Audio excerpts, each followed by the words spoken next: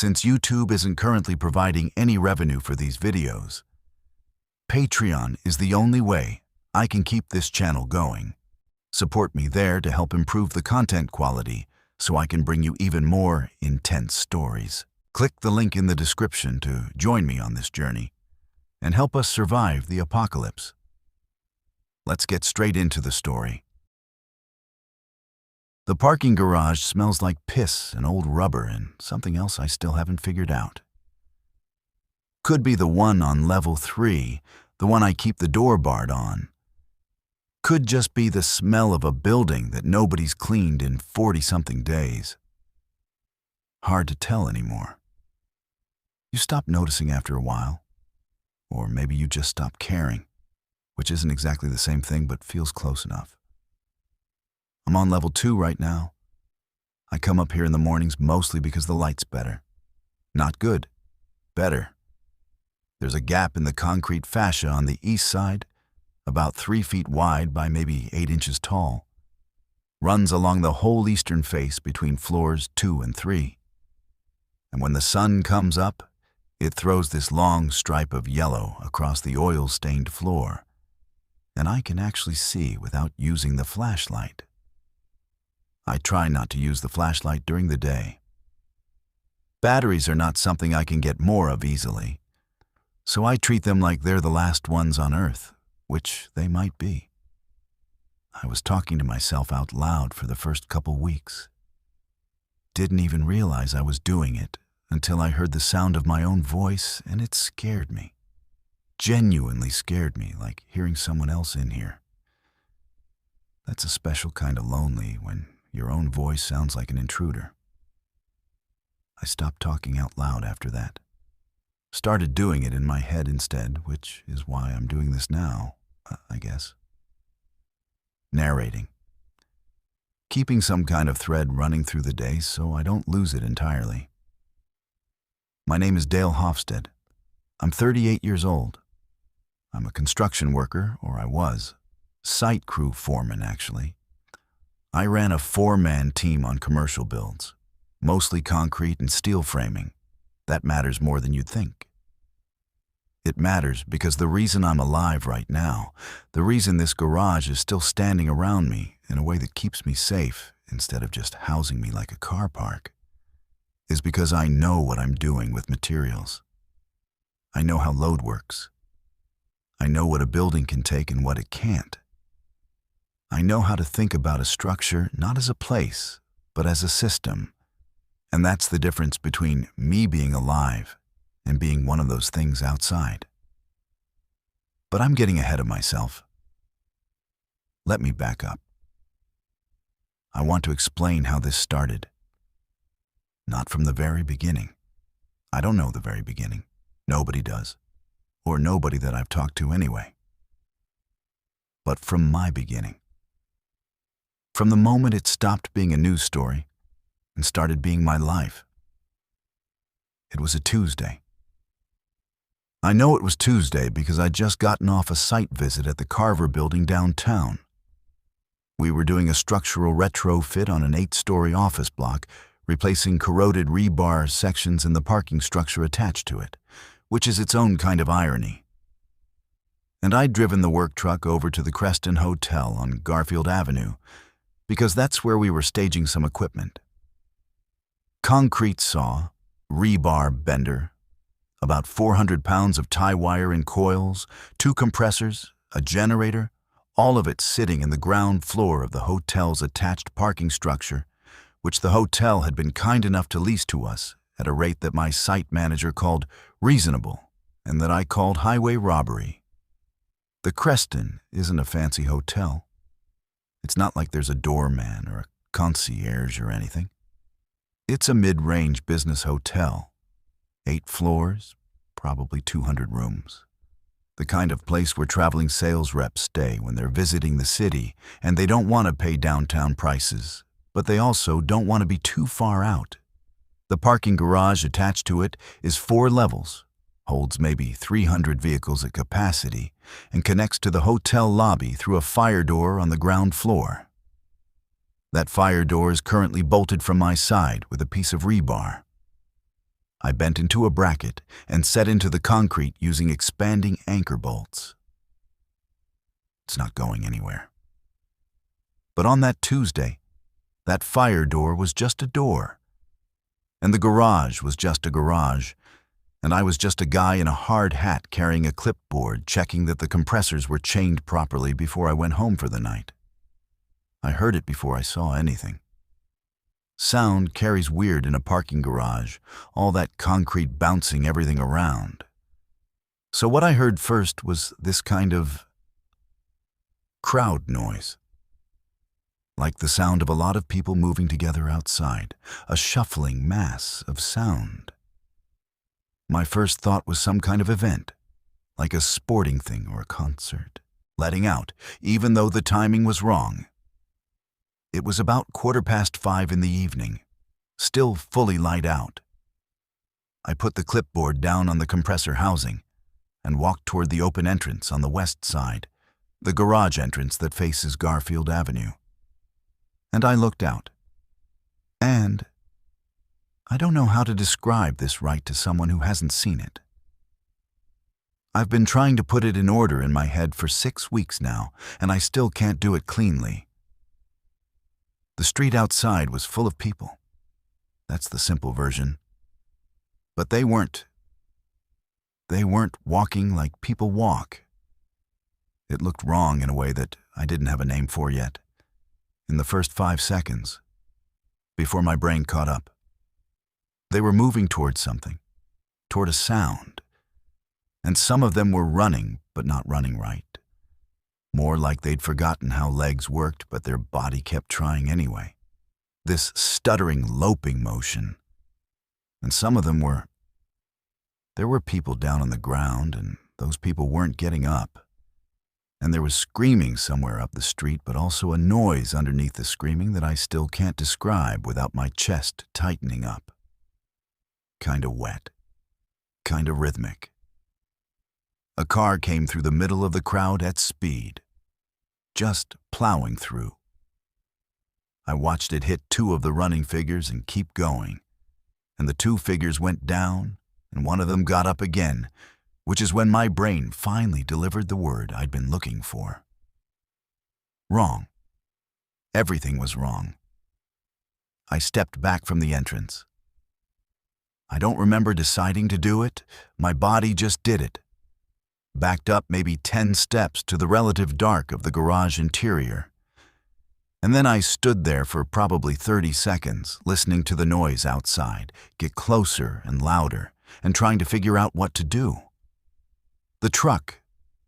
My first real thought. The work truck was parked on level 1, the ramp was right there. I could be in it, and gone in 40 seconds. I actually started walking toward the truck before I stopped myself, because the entrance was right there and whatever was on that street was right there, and I was not going to drive into the middle of that, so. Not the truck, not yet. I went to the fire door, tried the handle, locked from the hotel side. Of course it was. I didn't have a key, had never needed one. I usually just called the front desk if I needed access from the hotel side. I had my phone out before I remembered that the signal had been spotty all day, some kind of outage. And when I looked at the screen, I had 0 bars, and the emergency alert banner was still sitting there across the top, where it had been since about noon. The one I'd glanced at and figured was a weather thing. Civil emergency. Shelter in place. Avoid all public areas. Do not approach unknown individuals. Await further instruction. I'd figured it was a water main or a chemical spill. That's what those alerts usually mean. Something municipal. I stood there holding my useless phone and listening to the sound outside get louder, and I thought, okay. Work the problem. I went back to check the garage entrance. What I saw is the reason I'm still alive. The crowd, the infected, I call them infected now, I didn't have a word for them yet that night. They were moving up Garfield Avenue mostly. moving with the flow of people who'd been running from something further south. They were crossing the entrance to the garage, some of them, but not turning in. They were following the sound, following the movement of people ahead of them, and the garage entrance was a gap in their path rather than a destination. I watched for maybe 2 minutes, staying well back in the shadow, and in those 2 minutes, maybe 60 or 70 of those things crossed the opening without turning in. That's the first thing I understood about them that first night. They go where the noise is loudest. They don't think. There's no thinking happening. It's like watching water find a drain.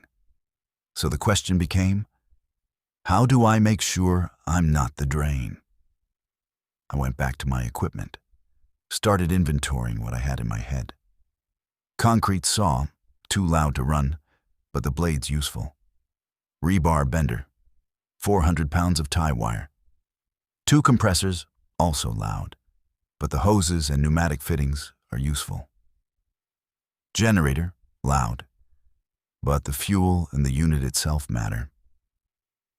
Then I went to the truck, moving quietly, and opened the toolboxes in the bed. 2 more toolboxes, and in those toolboxes was everything a concrete and rebar crew carries on a retrofit job. Chisels, cold chisels, SDS drills, drill bits, a rotary hammer, expanding anchor bolts in several sizes, socket sets, wire cutters, bolt cutters, angle grinders, grinding discs, a pipe wrench, a come-along ratchet, rope, nylon strapping, clamps, a pry bar, 2 crowbars, a full first aid kit, 2 boxes of N95 masks left over from a site safety requirement, a hard hat, safety glasses, leather gloves, steel-toed boots that I was already wearing, and 3 cans of WD-40.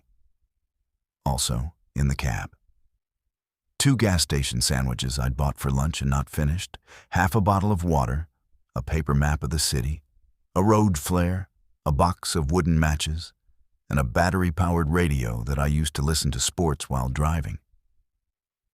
I sat in the cab with the doors closed and the lights off, and I listened to the radio. The emergency broadcast was running on every station. That automated voice reading the same text over and over. Shelter in place. Do not approach. Await instruction. Then a human voice cut in. A woman. Sounded like she was reading off a page and her hands were shaking. The words, infectious agent, exponential spread, do not engage, bite or scratch transmission. I turned it off. Okay. So, bite or scratch. That's what I had. I ate one of the sandwiches. I drank most of the water. I sat in the truck and I thought. And what I thought about wasn't my apartment 2 miles away, or my sister in Portland, or whether there was a cure, or who'd started this, or why.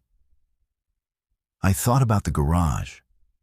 I thought about it as a structure, as a system, as a problem I needed to solve. 4 levels. Ground floor open on the west side, the vehicle entrance, 2 lanes wide, about 12 feet at the opening. That's the vulnerability. Everything else is solid concrete, poured-in-place structure, built in the 80s by the look of it, but built well. Solid 3-inch slabs, reinforced columns on a 12-foot grid. The ramps between levels are internal, switchback style. Solid walls on both sides. No windows anywhere. The open fascias between floors, those horizontal gaps running along the outside. Those are about 8 inches tall and run on the north, south, and east faces. Too small for a person to get through. Too high off the ground to be reached from street level. The only ways in or out of this building are the vehicle entrance on the west side and the fire door to the hotel. The fire door I could deal with. The vehicle entrance was the problem, and it stayed the problem for the first 2 weeks. That first night, I didn't solve it. I just managed it. I pulled both compressors to within 10 feet of the entrance, end to end, creating a kind of visual barrier. Not a real one, but something that broke up the sight line into the garage from street level. Then I went up to level 2 using the switchback ramp, moving quietly, felt my way in the dark to the east side, pressed myself against the wall, and looked out through the fascia gap at the street below. The street was still busy. That's the only word I had for it. Busy, moving, noise and motion, that shuffling mass. And somewhere a car alarm going, and further off, maybe half a mile, the sound of something burning. I lay on that cold concrete floor for probably 2 hours, watching through an 8-inch gap and listening. And at some point, I'm not exactly sure when, I fell asleep. When I woke up, it was fully dark and very quiet. That was the first night. I'm going to try to do this in order, but I'm not going to do it perfectly because that's not how I remember it. Things blur, days blur, especially the first week, when I was running on adrenaline and barely sleeping, and my brain was doing that thing where it just keeps skipping back to certain images, no matter how hard you try to redirect it. There's a thing I saw on the street that first night, through the fascia gap, that I'm not going to describe in detail. I'll just say that I understand now what that rhythmic wet noise was, and that the image of it is still in my head every time I close my eyes. So I'm getting pretty good at not closing my eyes unnecessarily. But here's what I did in the first week, in rough order. Day 1, I found the hotel. Not inside the hotel. The fire door was still locked, and I didn't have a way through yet. But I went to the door and knocked. Softly. Waited. Knocked again. Nothing. Then I pressed my ear against the door and listened for about a minute, and I heard, very faintly, voices. People on the other side, at least 2, maybe more. So the hotel was occupied.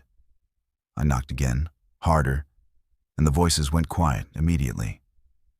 I said quietly into the door, "I'm not sick. I'm a construction worker. I've been in the garage since yesterday evening. My name is Dale. I'm not coming in. I just need to know if you're okay." Long pause. Then, "How many of you?" Male voice. Older. "Just me," I said. Another pause. Then the sound of something being moved. A scraping sound. Furniture, maybe. And the door opened about 3 inches, stopped by a chain, and one eye looked at me through the gap. The eye belonged to a heavy-set man, probably mid-60s, gray-haired, wearing a hotel bathrobe over street clothes, which was a combination that I thought was strange at the time, and which I've had a lot of time to find funny since. "Show me your arms," he said. I showed him my arms, both of them. Rolled up the sleeves of my work shirt. He looked for a while. Then he said, "Walter." "Dale," I said. "I know," he said. "You said." His name was Walter Pruitt. He was a retired electrical engineer from Dayton, Ohio, in town for a plumbing trade show, which was another thing I thought was strange. What does an electrical engineer want with a plumbing trade show? But which I've also had a lot of time to think about, and I think maybe the answer is just that retired people go to trade shows for things to do. Walter had been in his room on the 4th floor when the alert came through, and he'd stayed there for about 6 hours before the other guests on his floor started making noise, and he'd barricaded himself into a stairwell and eventually made his way to the ground floor, where he'd barricaded the lobby entrance doors and the sliding glass exit, and then barricaded himself behind the fire door to the garage because he figured the garage was probably the safest adjacent structure. Which was correct. Walter was not stupid. He didn't open the door fully that first time. He passed me some things through the gap.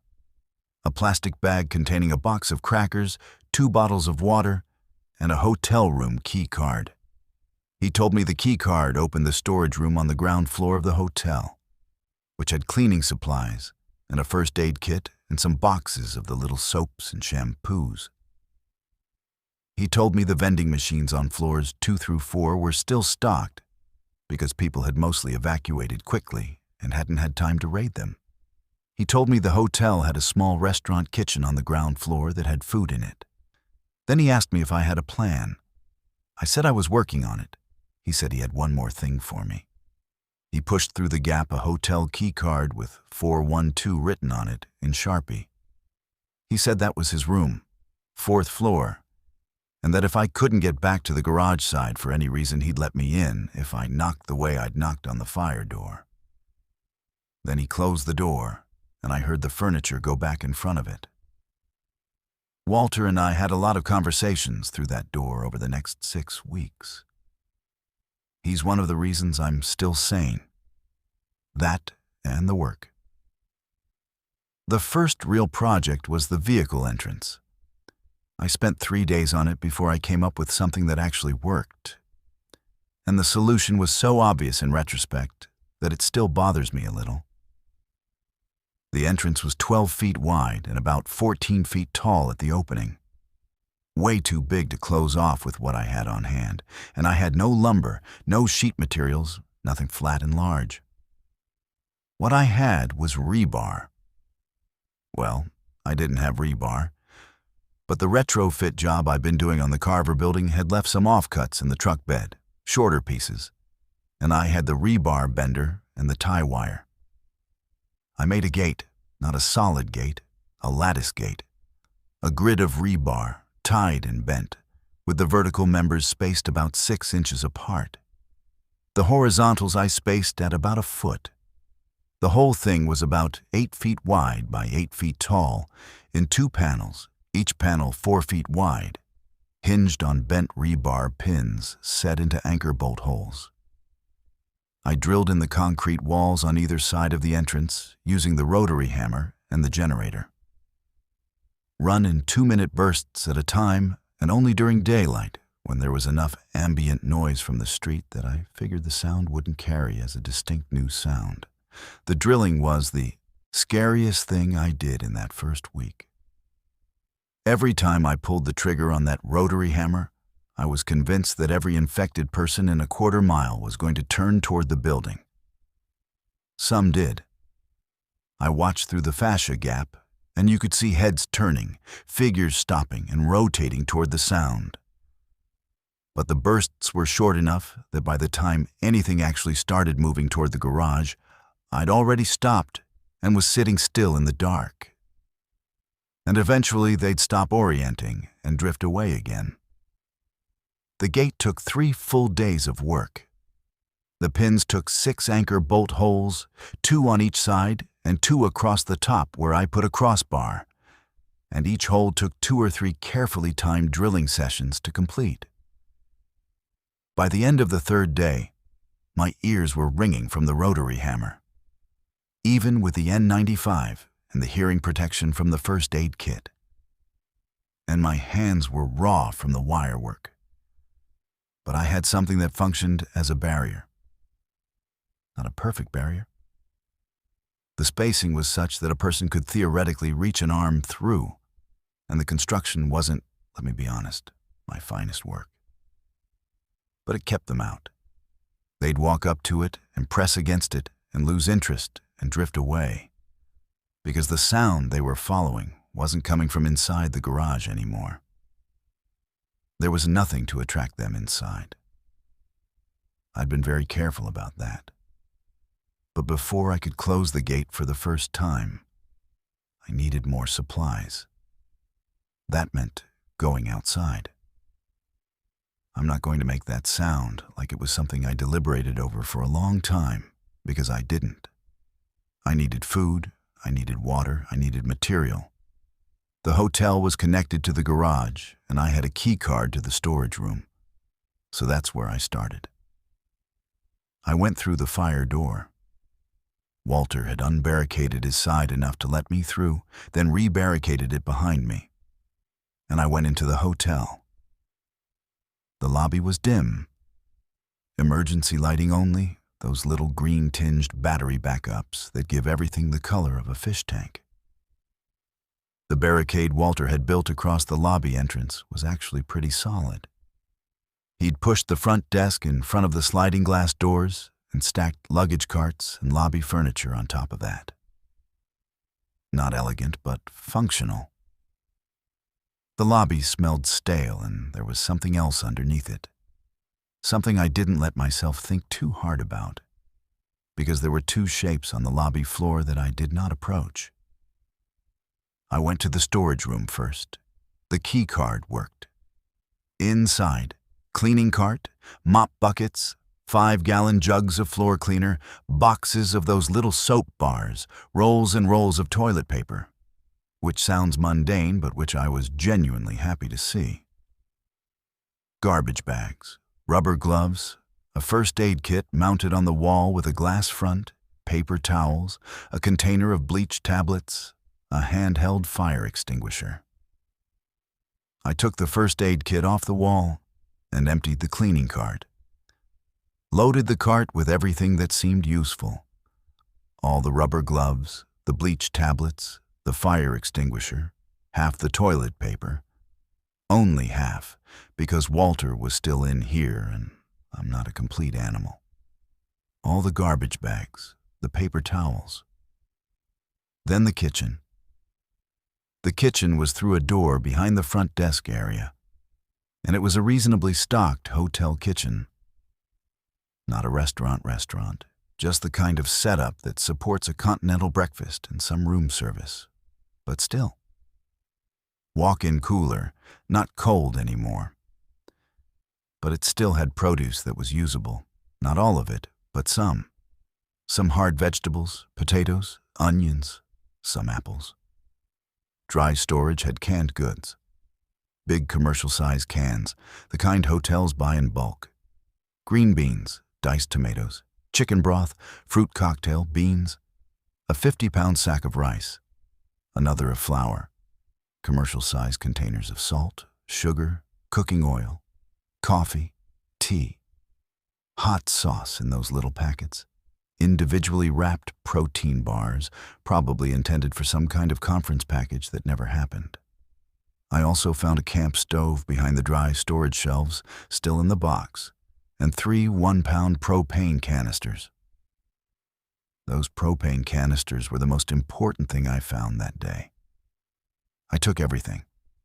Also, a knife roll from the professional kitchen block. 7 knives. I took 3, a chef's knife, a boning knife, and a cleaver, and left the rest because I'm not going into this with the idea that I'm going to be knife fighting my way through a zombie apocalypse. That's not a real plan. That's a movie plan. My plan was to not be close enough to them to need a knife.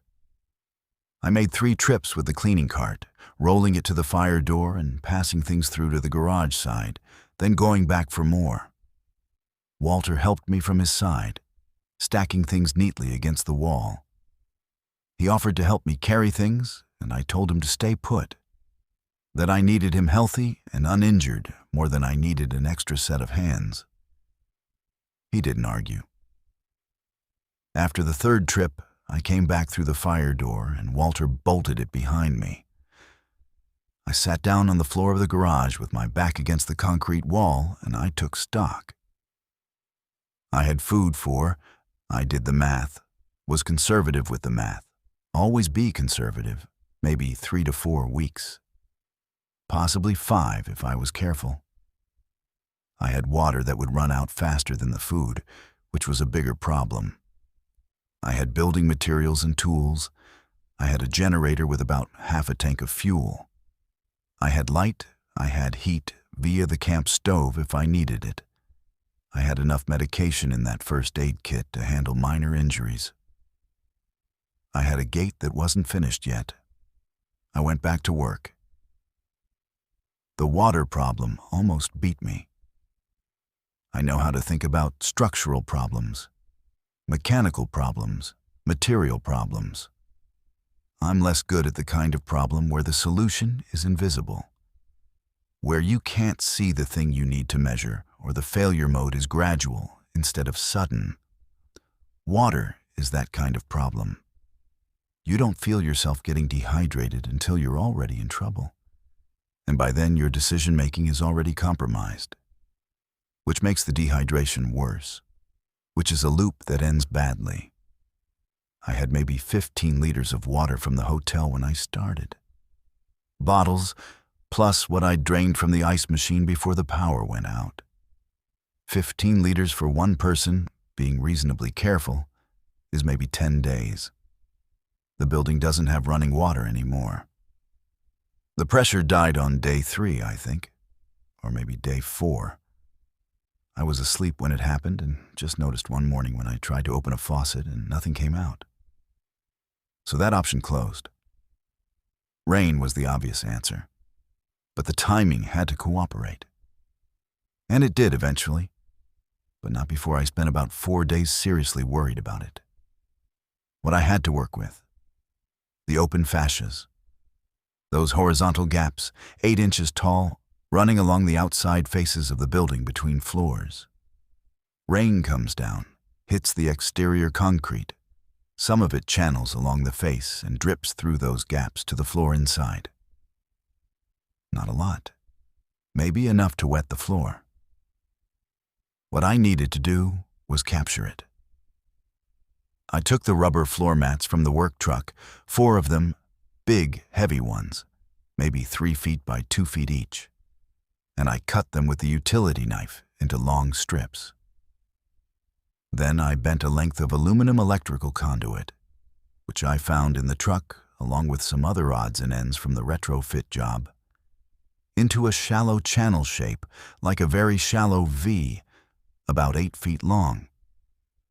I anchored that to the inside face of the outer wall just below one of the fascia gaps using, you're going to love this, tie wire and expanding anchors, because that's what I had.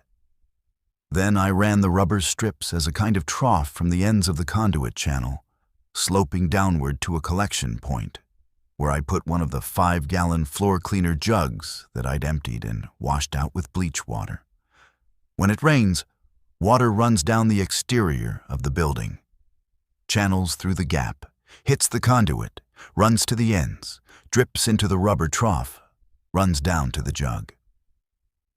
It's not fast. A decent rain fills the jug about halfway. But it's consistent, and it keeps going. And when I'm catching rain into 4 or 5 of these things at once, I built more of them over the next 2 weeks, I can collect 8 to 10 liters from a decent rainstorm, more from a heavy one. It rained on day 9. I had almost nothing left in my water supply when it did. I sat on the floor of level 2 and watched that jug fill, and it was, I'll just say it was the best thing I'd felt in a week. For purification, I used the bleach tablets from the storage room. The instructions on the bottle are simple. 2 tablets per liter, wait 30 minutes, drink. The taste is not great. By week 3, I'd stopped noticing it. I also started doing a second source. The hotel had a laundry facility in the basement. I'd found the stairs going down from the kitchen, had gone and looked, found the laundry room and a bunch of other utility spaces. One of them was a mechanical room with the hot water tank for the hotel. The tank held about 300 gallons, and it was sealed and insulated and gravity-fed from the municipal supply. When the municipal pressure died, the tank stopped refilling, but it still had most of its water in it. Clean water, hot water heater water, which sounds disgusting but is actually potable as long as the tank isn't corroded, and this one wasn't, I checked. 300 gallons. That's a long time even for 2 people. Getting to it was the challenge. The basement stairs were in the hotel, not the garage, and going to the hotel involved going through the fire door and through the lobby, past the shapes on the floor, which after 2 weeks was something I'd gotten more practiced at not looking at, but not any more comfortable with. But the water tank meant I didn't have to worry about water. and not worrying about water meant I could use my cognitive capacity for other problems, and that's worth any discomfort. Walter helped me rig a system. He was an electrical engineer, not a plumber, but he understood flow and pressure well enough. We ran garden hose. I found about 40 feet of it in the hotel storage room, the kind hotels keep for washing down exterior walkways. From the tank's drain spigot up through the utility space and into the kitchen, and from the kitchen through the fire door and coiled in the garage. When I needed water, I brought containers through the fire door, filled them from the hose, treated them if necessary, brought them back. It was a process, but it worked. I told Walter about the water tank the day I found it, told him where it was and how to access it, and that there was enough for months. He went quiet for a minute on his side of the door, and then he said, "You've been thinking about this like a project." I said, "Yeah, I guess I had." He said that was probably smart. I said the alternative was sitting in a corner and waiting to die, so. He made a sound that was almost a laugh. And then he said something I've thought about a lot since. He said, "My wife would have liked you. She was practical like that." Was. Past tense. I didn't ask. Let me tell you about the things I've heard from up here on level 2. I spend a lot of time up here. The east face fascia gap is my window, which sounds dramatic, but is really just a long slot in the concrete through which I observe the world outside at street level and on the elevated roadway that runs along the east side of the building. It's an old elevated approach road from when this district was more industrial, about 15 feet above the street, runs for maybe 3 blocks before it dead ends at a collapsed section. I can see maybe 2 blocks of the street below and most of that elevated section. That's my world.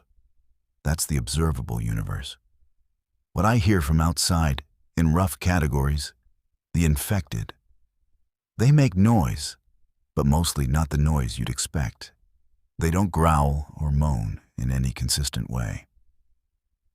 What they actually do is make noise when they're stimulated, when they're moving toward something or engaged with something. And that noise is this kind of low, wet vocalization, less like an animal and more like the sound of someone who's forgotten how to breathe properly. At rest, or whatever passes for rest with them, they're quieter than you'd think. The first week, when there were more of them on the street, the noise was more or less constant. By week 3, things got quieter, which I actually found more unsettling than the constant noise. Quiet meant they were still out there but not stimulated, which meant they were just present, which meant I could be surprised. Animals. On day 11, a dog showed up on the elevated roadway. A big one, looked like a German Shepherd mix, moving carefully, clearly scared. It stopped when it saw, or sensed, or smelled, the infected down on the street below, and it sat on the elevated road for about 3 hours just watching. I watched it through the gap. It left when it got dark. I've thought about that dog a lot, whether it found somewhere, whether it was okay, whether it's still out there somewhere being a dog, which is a thought that makes me feel something I don't have a good name for. Vehicles. In the first few days, cars, engines, tires, horns. One helicopter on day 2, very high, southwest to northeast. After about the 4th day, almost no vehicles. One car that I heard but couldn't see, moving fast, on day 8. Nothing since. Rain, wind, the structure settling, the way concrete expands slightly in the heat of the day and contracts at night, this tick-tick-tick sound in the joints. I know that sound. I know what it is. And it still makes me tense every time I hear it in the dark. Walter, through the door. 2 knocks means he's fine, wants to talk. 1 knock means he needs something. 3 knocks, repeated, means something is wrong on his side. He's only used the 3-knock signal once. That was day 23. I'll get there. Around day 12 or 13, I lose track of precise days. The days stack up and blur even when you're trying to count them. I started on what I think of as the permanent improvements. The gate was done and closed and working. Water was handled. Food was managed. Those were the acute problems.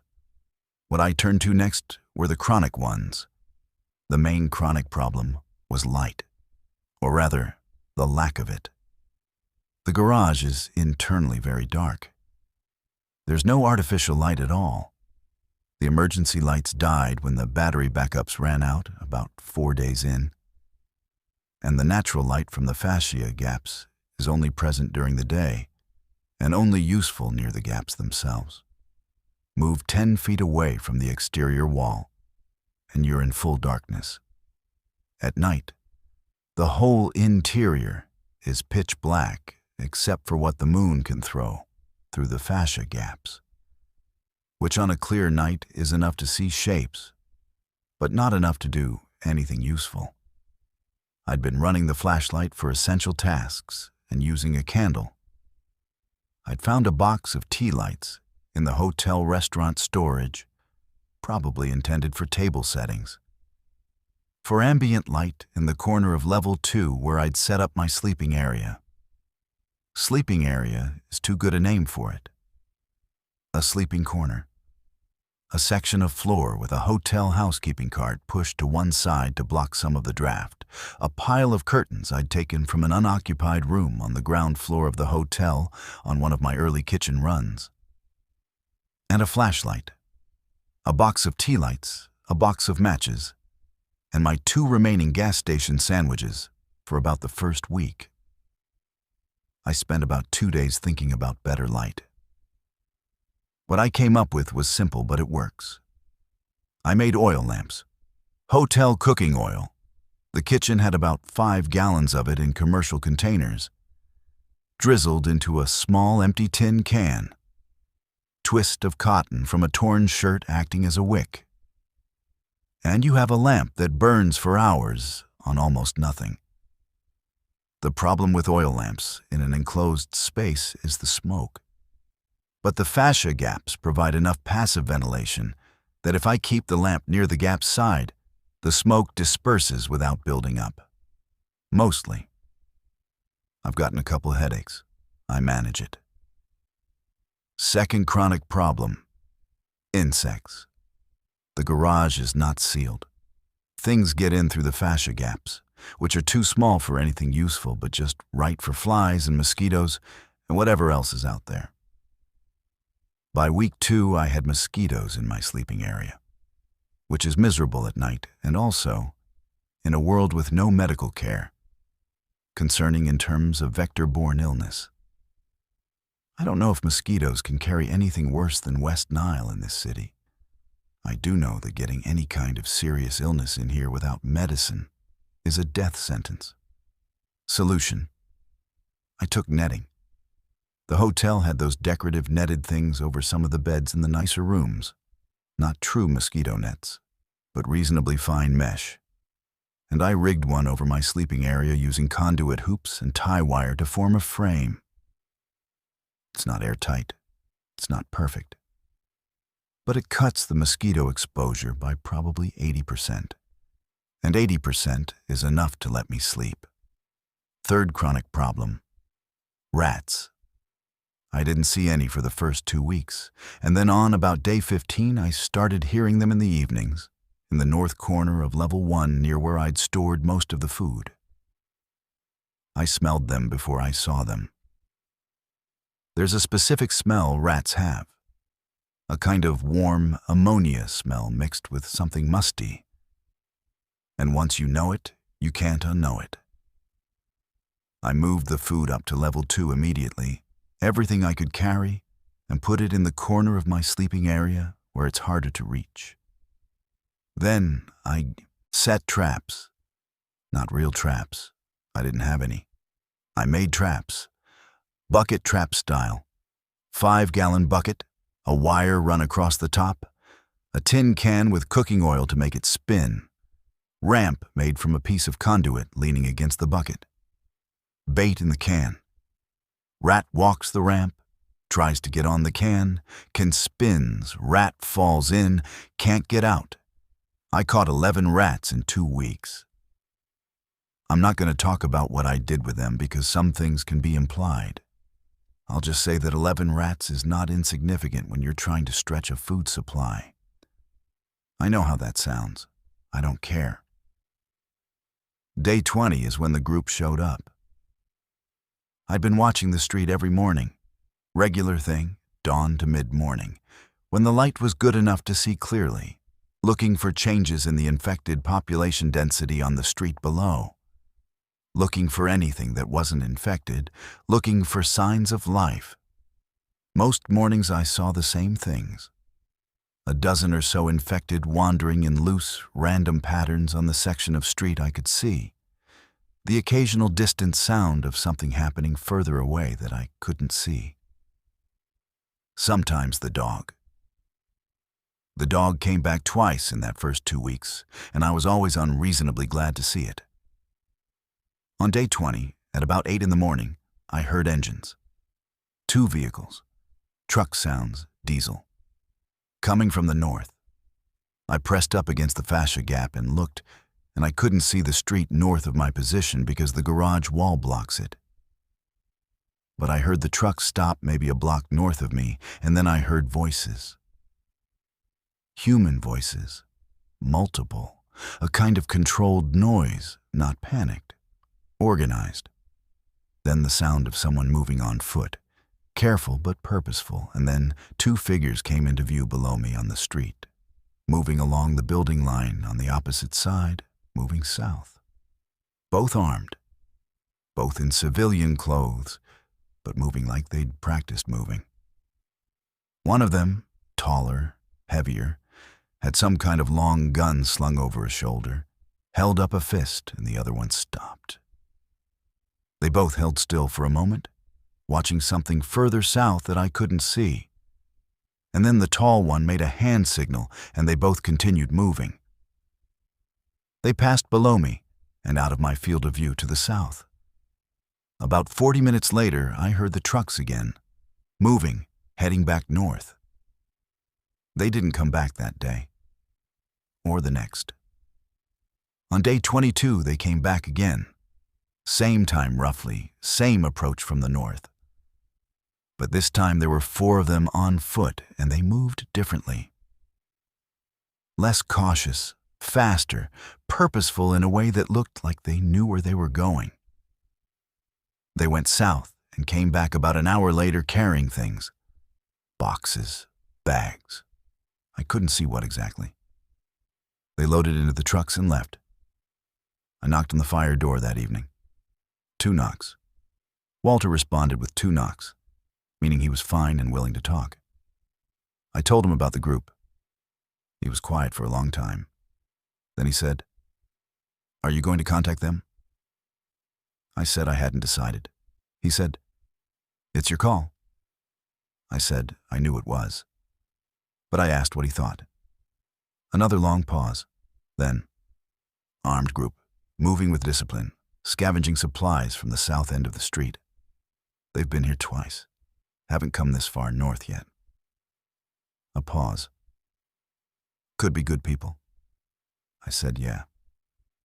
Could be the other kind, he said. I said, yeah. He said, what do you lose if they're the other kind? That was the question I'd been trying not to ask myself. What did I lose? I had a fortress, more or less. A water supply that would last months. A food supply that was holding. A gate that kept things out. I'd been alone for 20 days, and the loneliness was bad, but it wasn't killing me. Walter was on the other side of the door, and his voice was enough to remind me that I was still a person. What I lost, if they were the other kind, was everything. So I said, not yet. Not yet. Walter said, okay. Then he said he was tired, and I said goodnight, and we both went back to our respective silences. I didn't sleep much that night. I kept thinking about those 4 figures, their body language, the way they moved. There's something I've noticed about how people carry themselves in a world that's gone wrong. Some people get smaller. They hunch, they move close to walls, they stop looking up. Other people get bigger. They spread into the space, they take it over. They look at everything as something to assess. Both types can be dangerous in different ways. The ones who get bigger, some of them are becoming something, figuring out what they can get away with. And some of them are just adapting well. I didn't know which kind these were.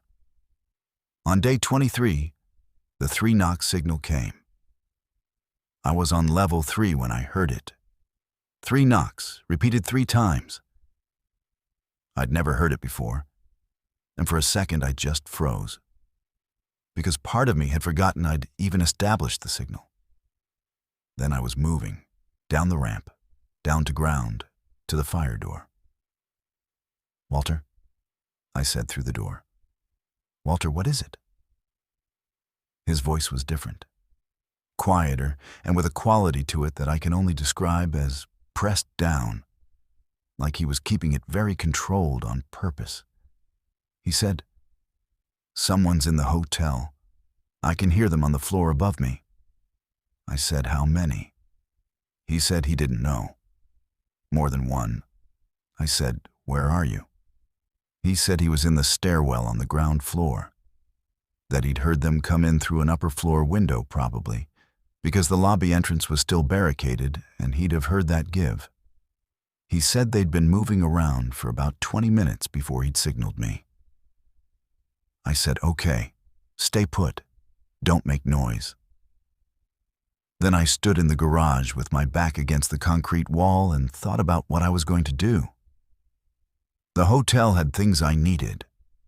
The water tank was the most important. If someone was establishing themselves in the hotel, that water tank was now potentially inaccessible to me. Worse, if they found the tank, they had a resource that I'd been depending on, and that changed the calculation. I had the knife. I had the pry bar. I had the fire extinguisher. I had knowledge of the building layout, which they didn't. I had Walter on the inside. What I didn't have was any idea how many of them there were, or whether they were armed, or what they wanted. I thought about the group I'd seen on the street. The 4 figures with the long guns. Had they come from the north, worked their way south, and eventually found the hotel? That was possible. The hotel was on their scavenging path. More or less. Did I want to deal with this tonight in the dark, or wait and gather information first? Waiting is almost always better. I've learned that on work sites. When you don't know the full picture, the thing you're most likely to do is make it worse. So I waited. I tapped softly on the fire door and told Walter to stay in the stairwell, that I was going to level 2 to watch the street and try to see what was happening, and that I'd come back in an hour. He said fine. From level 2, I could see the hotel's facade. The front of it faced west across the garage entrance, so if there was light in any of the front windows, I'd see it. And there was. 3rd floor window, 4th from the left. A yellow light, unsteady flashlight or lantern, moving around. 1 light source, moving between locations. So either one person with a light, or multiple people with 1 light source between them, which suggested they weren't organized enough for everyone to have their own. Not the group I'd seen on the street then. They'd been equipped. This looked like opportunists. Scavengers who'd found a hotel and were going through it. I watched for 2 hours. The light stayed on the 3rd floor. I heard, very faintly through the building structure, movement and voices. At least 2 distinct voices. One of them laughed at some point. a short, sharp sound. They were comfortable. They weren't scared. I went back to the fire door and reported to Walter. He'd heard the same things. We talked through the door in low voices for a while.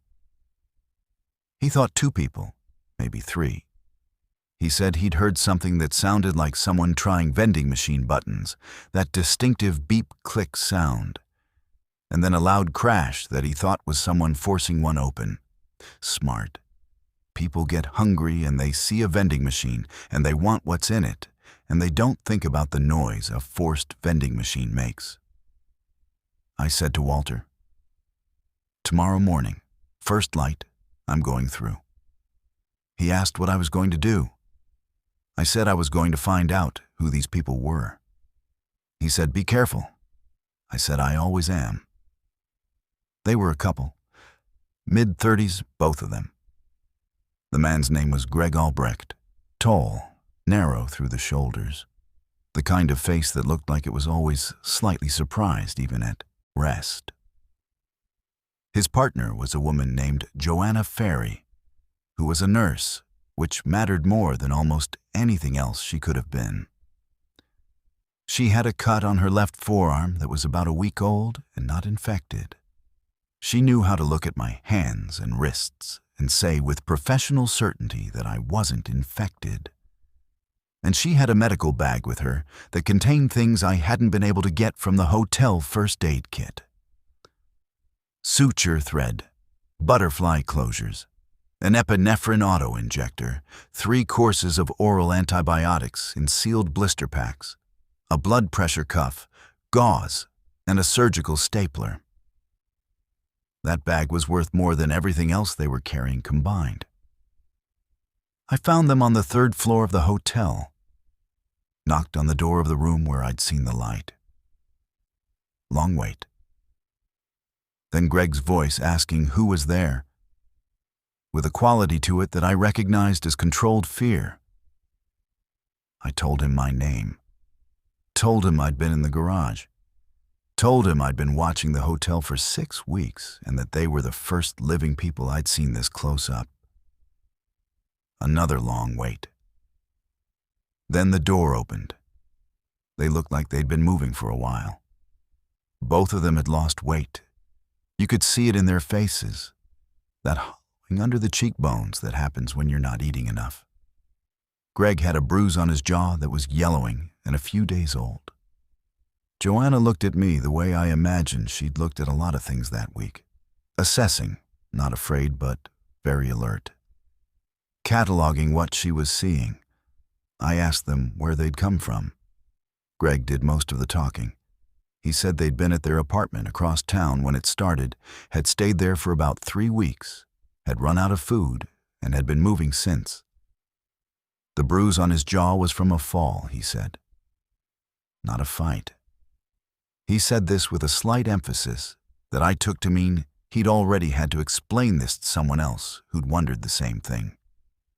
I said to Joanna, "Is he telling the truth?" She said, "Yes." I said, "Okay. Here's what I have."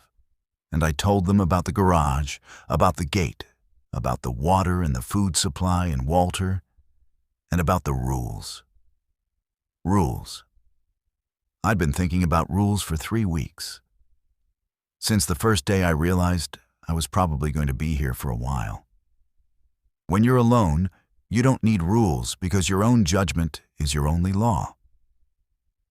But the moment there are more people, rules matter. Not because people are inherently untrustworthy, some are, some aren't, but because when resources are limited and stress is high, the absence of explicit agreement about how things work creates conflict faster than almost anything else. I'd seen it on work sites. I'd seen it in construction crews where nobody established who owned which decisions and which materials and which processes. And the result was always the same. Someone overstepped, someone felt slighted, things broke down. So my rules, as I stated them to Greg and Joanna, standing in that dim hotel room. 1. Nobody goes outside without telling me, and when possible, having backup. Outside is dangerous, and impulsive decisions about going outside risk bringing attention back to our position. 2. The food supply is communal but rationed. I set the ration. Not because I'm the boss, but because I'd been doing the math for 6 weeks, and I understood the numbers. 3. Noise discipline. No unnecessary noise, especially at night. No lights visible from the street. 4. The gate stays closed. If something needs to come in, we discuss it first. 5. Medical decisions deferred to Joanna as long as we have her. Greg asked if they had any say in these rules. I said yes, right now. Say what you want to change. He looked at Joanna. She shook her head slightly. He said the rules seemed reasonable. I said, good. Welcome to the Creston parking structure. Sorry it's not nicer. Joanna almost smiled at that. It was the first almost smile I'd seen on a human face in 3 weeks, and I had to look away for a second because it did something to my chest that surprised me. The thing about adding people to a small, closed space is that everything gets more complicated and also, somehow, more manageable. Those two things can both be true. What got more complicated? The food math changed immediately. For one person, the supply I had was sufficient for 2 more months. For 3 people, plus Walter on his side, he was using the hotel kitchen supplies, which I'd also contributed to. So we were all pulling from roughly the same pool. The math worked out to about 5 weeks before we'd need to think seriously about resupply. What got more manageable? I could sleep properly. For the first time in 3 weeks, I was able to sleep for more than 2 hours at a stretch because there was someone else awake, someone else keeping ears open, someone else to come and get me if something changed. I'd been running on stress and adrenaline and willpower, and that's a resource that depletes. It was depleting. I could feel myself getting slower in my thinking, making small errors, dropped things, misjudged distances, forgot where I'd put something. And I knew what that was. It was exhaustion. And exhaustion in a survival situation is one of the things that kills people. Not directly, but as a contributor. It makes you do the thing that gets you killed. Joanna took first watch that first night. I told her what to listen for and where the danger points were and went to my sleeping area on level 2 and lay down and was unconscious in about 90 seconds. I slept for 11 hours. When I woke up, Joanna was reading. She'd found a novel in one of the hotel rooms, some thriller she'd read before apparently. And she was doing that thing where you reread a familiar book because the familiarity is itself comforting. She looked up when I sat up and said morning, in a quiet, ordinary way that hit me hard for reasons I didn't fully understand. Greg was on level 3 looking through a gap I'd shown him, watching the street to the north where the group's trucks usually came from. I'd told him about the group. He'd wanted to know immediately whether I thought they were a threat. I'd said I didn't know yet and that we should keep watching before we decided anything. He seemed to have a hard time with not deciding. He struck me as someone who liked to resolve things, close loops, either approach or avoid, but not stay in ambiguity. I get it. Ambiguity is uncomfortable. But premature resolution of ambiguity is one of the things that gets people killed. Walter, meanwhile, had a reaction to the new arrivals that I hadn't fully predicted. When I told him through the fire door that there were 2 new people, he was quiet for a very long time. Then he said, "Have Joanna come to the door. I want to talk to her." I asked why specifically Joanna. He said, "She's a nurse. I need to talk to her about something." Joanna went to the fire door the next morning, and she and Walter talked for about 30 minutes. I stayed on level 2 and gave them privacy. which felt important even in this situation. Maybe especially in this situation. When she came back up, I asked if Walter was okay. She said she'd rather let him tell me himself if he wanted to. I said fair enough and dropped it. Walter told me 2 days later he had a heart condition, not something immediately dangerous, he said, but something that required medication he'd been out of for over 2 weeks.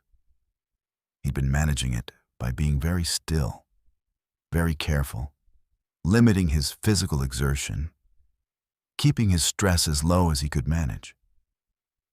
He hadn't told me before because, he said, he hadn't wanted to be a liability. I sat on my side of the fire door and didn't say anything for a minute. He said, "I know what you're thinking." I said, "I'm thinking we need to find a pharmacy." He made that almost laugh sound again. "I thought you might," he said. And then, "His name is metoprolol succinate. Extended release. Beta blocker. Pharmacies almost always have it." I wrote the name on my forearm with a marker. Finding the pharmacy is its own story, and I'll tell it. But first, I need to tell you about day 29. Because day 29 is when things got strange. And I mean strange in a way that even now, weeks later, I have trouble accounting for. Not strange like seeing infected. Strange in a different way. Strange in a way that I've tried to explain to Greg and Joanna and gotten the reaction where they look at each other and then look back at me, with a specific expression that means they believe me, but they also wish they didn't. Day 29 was a quiet day. No sign of the group's trucks. The infected population on our street had thinned considerably. From the peak of maybe 100 or more on the street within my view in week 1, down to maybe 20 or 30 by week 3, and by day 29, I was seeing fewer than 10 in any given hour. I'd been thinking about what that meant and hadn't reached a firm conclusion. Were they concentrating somewhere? Moving to where the sound was? Dying off? I didn't know enough about how this worked to know which one was most likely. It was late afternoon. That particular quality of light, where it gets horizontal and golden and long-shadowed, coming through the fascia gap on the east face in a way that made even the oil-stained concrete look almost warm. I was doing maintenance on the gate, tightening some of the wire joints that had worked slightly loose, applying a little cooking oil to the pin hinges to keep them moving without squealing, when I noticed something on the ramp up to level 2. A handprint on the wall of the ramp, about shoulder height, in something dark. I looked at it for probably 5 full seconds before my brain caught up with what I was seeing. The color wasn't paint. It wasn't oil. It was the color of dried blood, dark brown with a slightly reddish cast in the late light. And it was a right handprint, clearly. All 5 fingers extended. And it was fresh enough that it hadn't fully dried. There was still a slight shininess to the surface. I stood very still, listened. Nothing above me. Nothing moving on the ramp above. The handprint was not there this morning. I had walked this ramp probably 4 times today before this moment, and I would have seen it. I'm observant. That's not vanity. It's the result of 6 weeks of treating every environmental change as potentially significant. That handprint was not there this morning. I went back to the gate, got the pry bar, and went up the ramp. Level 2 was empty. I checked every corner, walked the whole floor, checked the gap in the wall, checked behind the equipment I'd stored up here. Nothing. Nobody. I went up to level 3, same. Level 4, the top, open air, accessible only from the level 3 ramp. I came up the ramp slowly, pry bar ready, and looked across the top level in the evening light. Empty. Open sky above me, gray and deepening. The sound of the city below, which had gotten so quiet over the weeks, that I'd stopped really registering it as anything except background. The concrete of the top level was dusty and dirty with leaves blown in, and I could see my own footprints in the dust from the last time I'd been up here, maybe 5 days ago. And there were other footprints, recent ones, from someone moving from the ramp exit across the top level toward the north edge and back again, barefoot. I stood there for a while looking at them. Someone barefoot on the roof of a parking garage, at some point recently enough that the footprints were clear and undisturbed by any new dust. They weren't infected footprints. The infected on the street below don't climb. They go where sound pulls them, and the ramp is enclosed and silent on the inside. Something that went up that ramp did it purposefully. A person. I tracked the footprints to the north edge, looked over the edge at the street below. One infected was down there, moving slowly eastward, not stimulated. It hadn't looked up. The drop was 40 feet. I stayed on the roof for about 20 minutes, just looking at the footprints, looking at the horizon, thinking. Then I went back down and I told Greg and Joanna. Greg immediately wanted to know if the gate was secure. I said yes. He asked if someone could climb the outside of the building. I said possibly, if they were determined and knew what they were doing. The architectural detailing of the exterior face had some horizontal features. He asked if we should increase watch frequency. I said yes, we probably should. Joanna looked at the handprint on the ramp wall for a long time. Then she said, "Is it possible someone's been up there before, and the print dried slowly?" I said possible, but the timing didn't feel right. She said, "Or someone came through the fascia gap." I said the fascia gaps were 8 inches tall. No adult gets through an 8-inch gap. She said, "Right."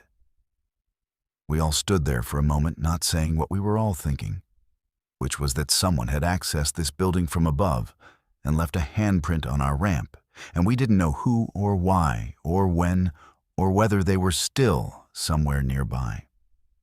That night I didn't sleep. I sat at the top of the ramp to level 2 with the pry bar across my knees, and the oil lamp turned down low, and I listened. And the building made its usual tick-tick-tick sounds, and the wind moved through the fascia gaps, and nothing happened at all, which should have been reassuring, and wasn't. Here's the other thing I noticed the next morning. Small thing, maybe nothing. The oil lamp I keep on level 1, the one near the gate, for the overnight hours, I always leave it at about a quarter wick so it puts out just enough light to see the gate from the base of the level 1 ramp. And I mark the oil level each evening on the side of the tin can with a scratch. In the morning, check the oil level against the scratch. The oil was lower than it should have been for an overnight burn at that wick height. Not dramatically lower. Maybe half an inch lower than expected. You might call that measurement error. You might say the scratch wasn't accurate or the tin can isn't exactly even. You'd probably be right. Probably. I put a new scratch mark at the morning level and moved on. But I didn't fully move on, if you know what I mean. Part of my attention stayed on that oil level all day. The next morning, it was exactly where it should be. The morning after that, it was low again. Something was using the lamp. I sat with this information for a day before I told Greg, because I wanted to be sure I wasn't manufacturing a pattern from random variation. But 3 mornings is a pattern. Something was coming to that lamp on alternating nights and either using it for light or, and this is the part that made the back of my neck prickle, using it for warmth. Greg's reaction was immediate and physical. He stood up straighter, his jaw set, and he said, "We need to find whatever this is and deal with it." I asked what deal with it meant to him. He said, "Remove it." I said, It's leaving us alone. It's been in here at least since day 29, maybe longer. And it hasn't touched our supplies, hasn't come near our sleeping area, hasn't made noise. Greg said, "We don't know that." I said, "We know it so far." He looked at me for a long time. "This doesn't bother you?" I thought about how to answer that honestly. The truth was, it did bother me, in a specific way. It bothered me the way an unknown variable in a structural calculation bothers me. Not because the unknown is necessarily dangerous, but because you can't account for something you don't understand, and you can't make good decisions without accounting for all the variables. I said, "It bothers me. But doing something impulsive about it bothers me more." Joanna sided with me, mostly because she sided with caution as a general posture. We agreed to watch, to try to get more information. I set up a small indicator, a length of tie wire across the ramp between levels 1 and 2, hung with 2 small pieces of rubber, set at ankle height, designed to knock against the ramp wall with a quiet but detectable sound if something passed through. Then I moved my sleeping area to a position where I could hear that sound, and I slept light. On the 3rd night, the wire moved. I was awake when it happened, or mostly awake, that half state where you're horizontal and your body is resting but your brain is still monitoring inputs. The rubber pieces tapped against the wall, a tiny sound, but I heard it. I lay still for 30 seconds. Then I sat up slowly, reaching for the flashlight, but not turning it on. I listened. Movement on level 1, quiet but there. Footsteps on concrete, the kind of sound you hear when someone is trying very hard to be quiet, which means they're not quite quiet enough. The oil lamp was still burning on level 1. I could see its glow from the base of the ramp. I moved to the top of the ramp and sat there in the dark and waited. After a few minutes, the footsteps stopped. I heard what might have been breathing, very close to the lamp. Then a long period of silence. Then a voice. Very quiet. Not infected quiet, a human voice. Deliberate, self-aware, speaking softly to itself or to an imagined listener. A child's voice, saying, "It's okay, it's okay. I'll go back up in a minute." I sat at the top of the ramp for a long time after that, not moving, not making a sound, breathing as slowly and quietly as I could while my brain worked through what to do. Eventually I said, also quietly, "It's okay if you don't go up yet. You can stay by the lamp." The footsteps stopped. Dead silence. "My name is Dale," I said. "I've been in here since the beginning. I'm not going to hurt you." Long pause. Then, "How many of you?" The voice was trying to sound older than it was, and doing a fair job of it. "3 in the garage," I said. "1 more on the other side of that door." I didn't move from my position at the top of the ramp. "How many of you?" An even longer pause. Then, "Just me." His name was Owen Brent. He was 14 years old. He had been living on the roof of the parking garage for 11 days. Let me tell you about Owen for a moment, because he matters to this story in a way that surprised me. He was small for 14, the kind of kid who probably hated that description. He had a torn windbreaker, cargo pants, 1 shoe that fit and 1 that was too large by about 2 sizes, and had a piece of wire wrapped around it to keep it on his foot. He'd been eating from the supply cache on level 3 that he'd found by climbing the fire escape on the north face of the hotel. The route Greg had identified as possible for someone determined. He'd taken, in 11 days, exactly 6 cans of food and half a box of crackers. He had replaced the cans with 6 empty cans that he'd washed out in the rain, apparently out of some instinct toward fairness. He'd been alone since day 5. His family had been separated in the initial chaos. Father, mother, younger sister. He didn't know where any of them were. He was from a neighborhood about 2 miles east. He'd moved west following the sound of fewer infected and had found the hotel and the garage and had been living up there and watching us, watching me specifically, for almost 2 weeks before the handprint incident, which he was embarrassed about. He'd slipped on the ramp coming down and caught himself on the wall and hadn't realized until he looked back. I asked him why he hadn't come and knocked on the gate. He said he wasn't sure we were safe. I said, "How did you decide we were?" He said, "I watched you. You were always fixing things. You kept making the building better. Someone who's fixing things is, I don't know. You seemed like you were planning to stay." I thought about that. And people who are planning to stay are safe? He said, "Safer than people who aren't." He was 14, and he wasn't wrong. I brought him to Joanna first. She checked him over. No bites, no scratches. The cut on his hand from the ramp slip was superficial and clean. Then I introduced him to Greg, who didn't quite know what to do with a 14-year-old boy, but was trying visibly. Then I knocked on the fire door and told Walter there was someone new.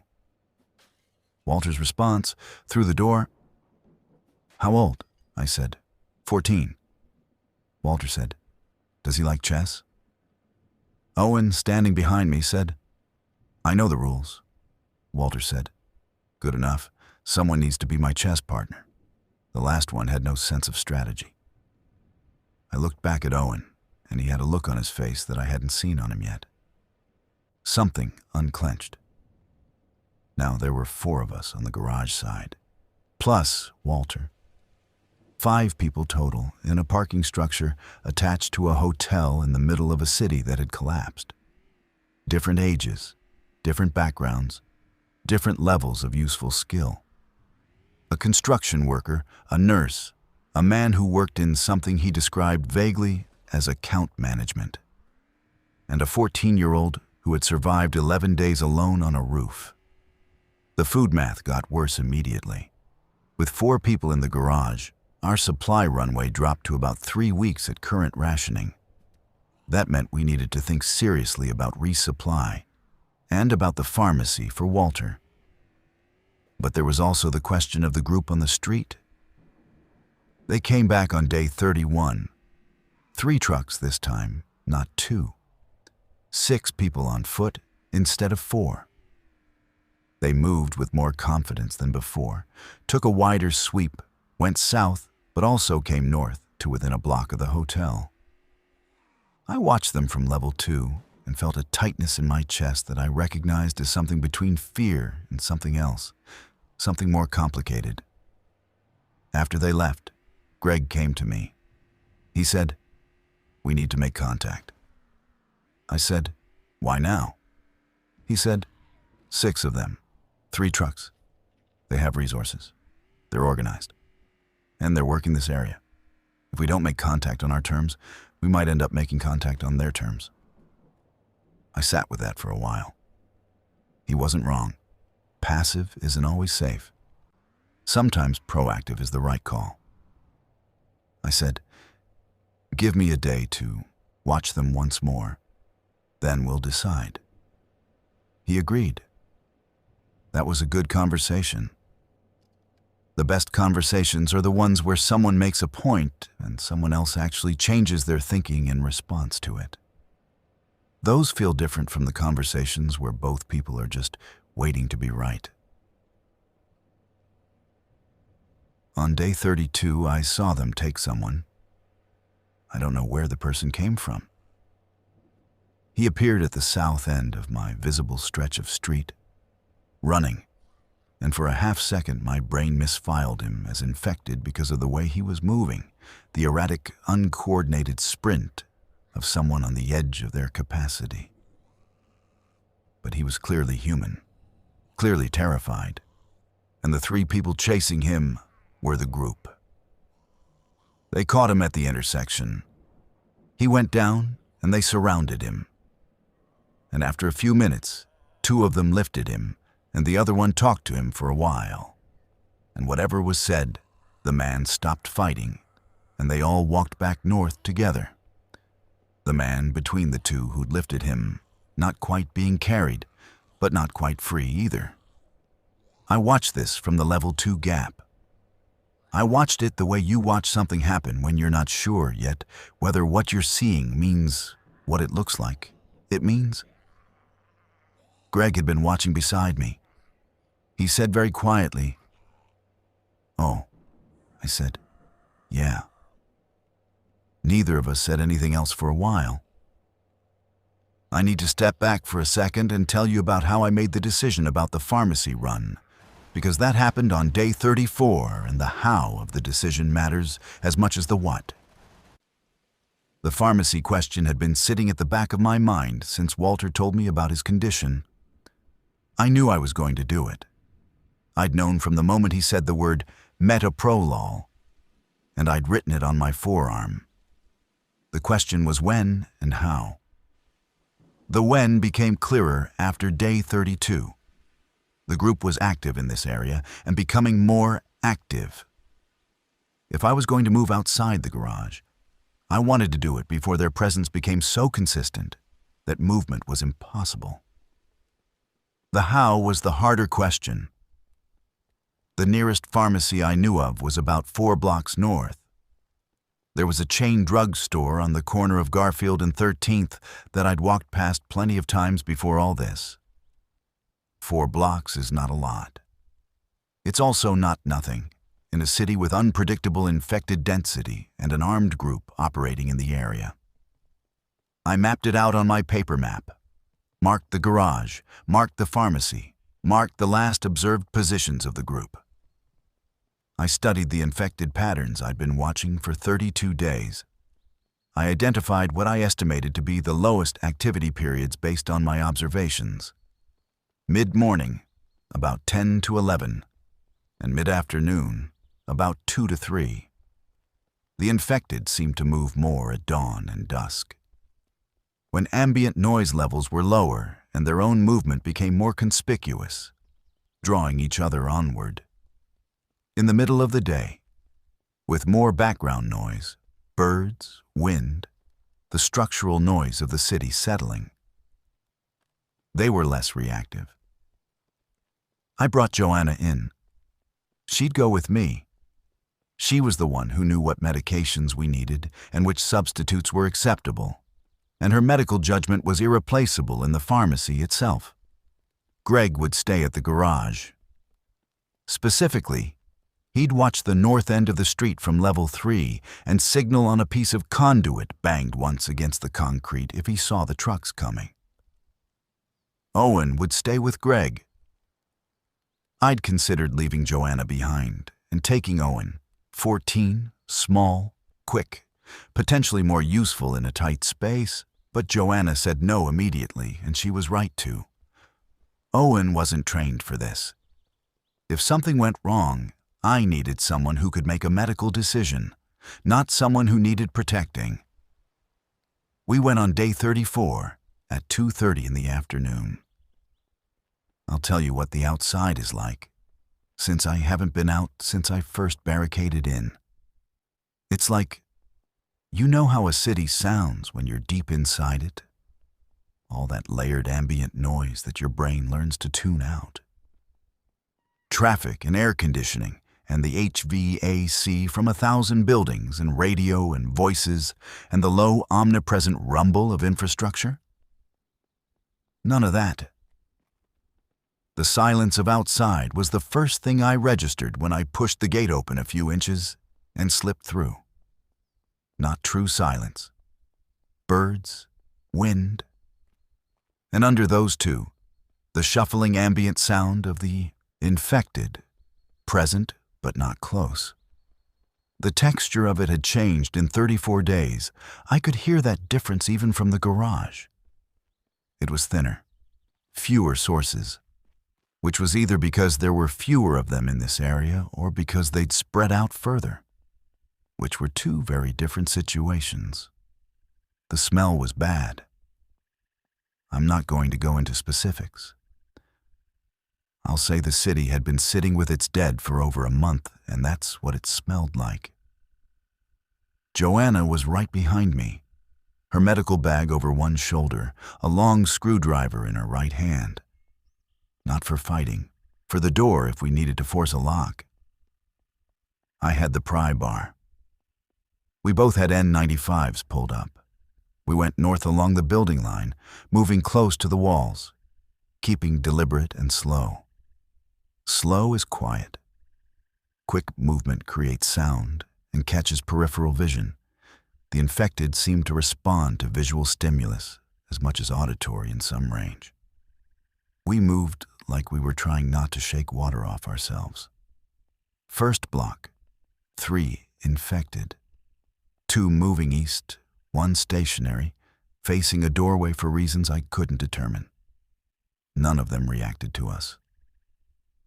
We waited for the one facing the doorway to move. It did, eventually drifting south. And then we went past. Second block. Nothing. An overturned delivery truck blocking most of the road. The kind of obstacle that must have been there since the first days. The cab of the truck was empty. Door open. Third block. A sound. Something in a building to our right. The sound of movement in an upper floor. Not infected movement, more purposeful. We stopped, listened. The sound stopped. We went on. The pharmacy was on the corner of the 4th block. The front windows had been broken. Someone had been there before us. But the door was still in its frame, closed, and the interior was dim but visible through the broken windows. We waited outside for 5 minutes. Listened. Nothing moving inside that I could hear. Then we went in. The pharmacy had been partially looted. The front section, the retail area with the food and personal care products, had been hit harder than the pharmacy counter at the back. The prescription shelves behind the counter were mostly intact, which made sense if you thought about it. Most people who'd come through here in panic were taking what was visible and recognizable. Prescription medication behind a locked counter requires a slightly more deliberate approach. I went over the counter. The prescription area was organized by category and within category alphabetically, which was exactly what I needed. Joanna was calling out names from outside the counter, and I was moving along the shelves fast, reading labels, pulling anything useful. I found metoprolol succinate in about 40 seconds. 3 full bottles of the extended release formulation Walter needed.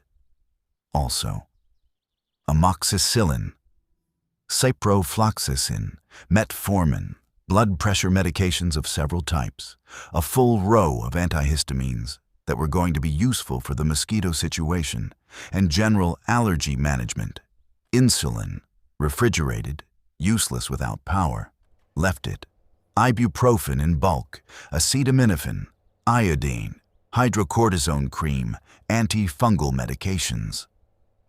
I filled 2 reusable shopping bags from behind the counter with everything Joanna identified as potentially useful over the next several weeks. She was methodical and fast about it, the way medical professionals are when they're operating under constraint. No hesitation, no second-guessing.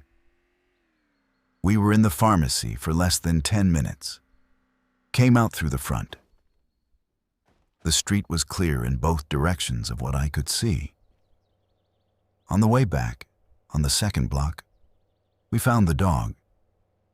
It was the German Shepherd mix, the one I'd seen on the elevated roadway on day 11. Or maybe not the same one. I only saw it for a few minutes that first time, at a distance, through an 8-inch gap. But it had the same coloring and the same wariness. And when I stopped and looked at it, it stopped and looked at me in that way that dogs sometimes have of making you feel seen in a very direct way. It was thin, not emaciated, but lean in the way of something that's been working hard and not eating enough. I looked at Joanna. She looked at the dog. Then she said, "We can't." I said, "I know." We both stood there for another second anyway. The dog didn't move. Then Joanna opened her bag and found a protein bar. She put it on the ground between her and the dog and stepped back. The dog waited maybe 30 seconds, then approached, took the bar in its mouth, backed up, and ate it without looking away from us. We went back to the garage. The dog followed us. Not all the way. It followed us for 2 blocks, keeping about 30 feet back, stopping when we stopped. And then it diverged at the garage entrance and went somewhere else. But it followed us for 2 blocks, and that felt like something. I don't know what. Something. Giving Walter his medication was one of the best moments of this whole thing. I knocked on the fire door, told him I was back, heard him say he was glad, told him to hold on and I'd pass something through. He opened his side as far as the chain allowed, and I pushed through the 3 bottles of metoprolol. He was quiet for a long time. Then I heard a sound from the other side of the door that I didn't say anything about, and he didn't explain. And after a minute he said, in a voice that was slightly different from his normal voice, "Thank you, Dale."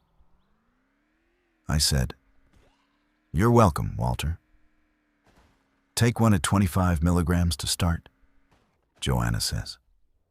"She's talked to Owen about the dosing because he's been playing chess with you and will check on you every day." Walter said, "Is Owen the responsible type?" I said, "He survived 11 days alone on a roof at 14. What do you think?" Walter said he supposed that would do. Day 37. I need to tell you about this one carefully. The group came back. 3 trucks, north to south, same pattern. But this time they came as far as the hotel. I was on level 2 when I heard them. Close, much closer than before. And I called down softly to Greg on level 1.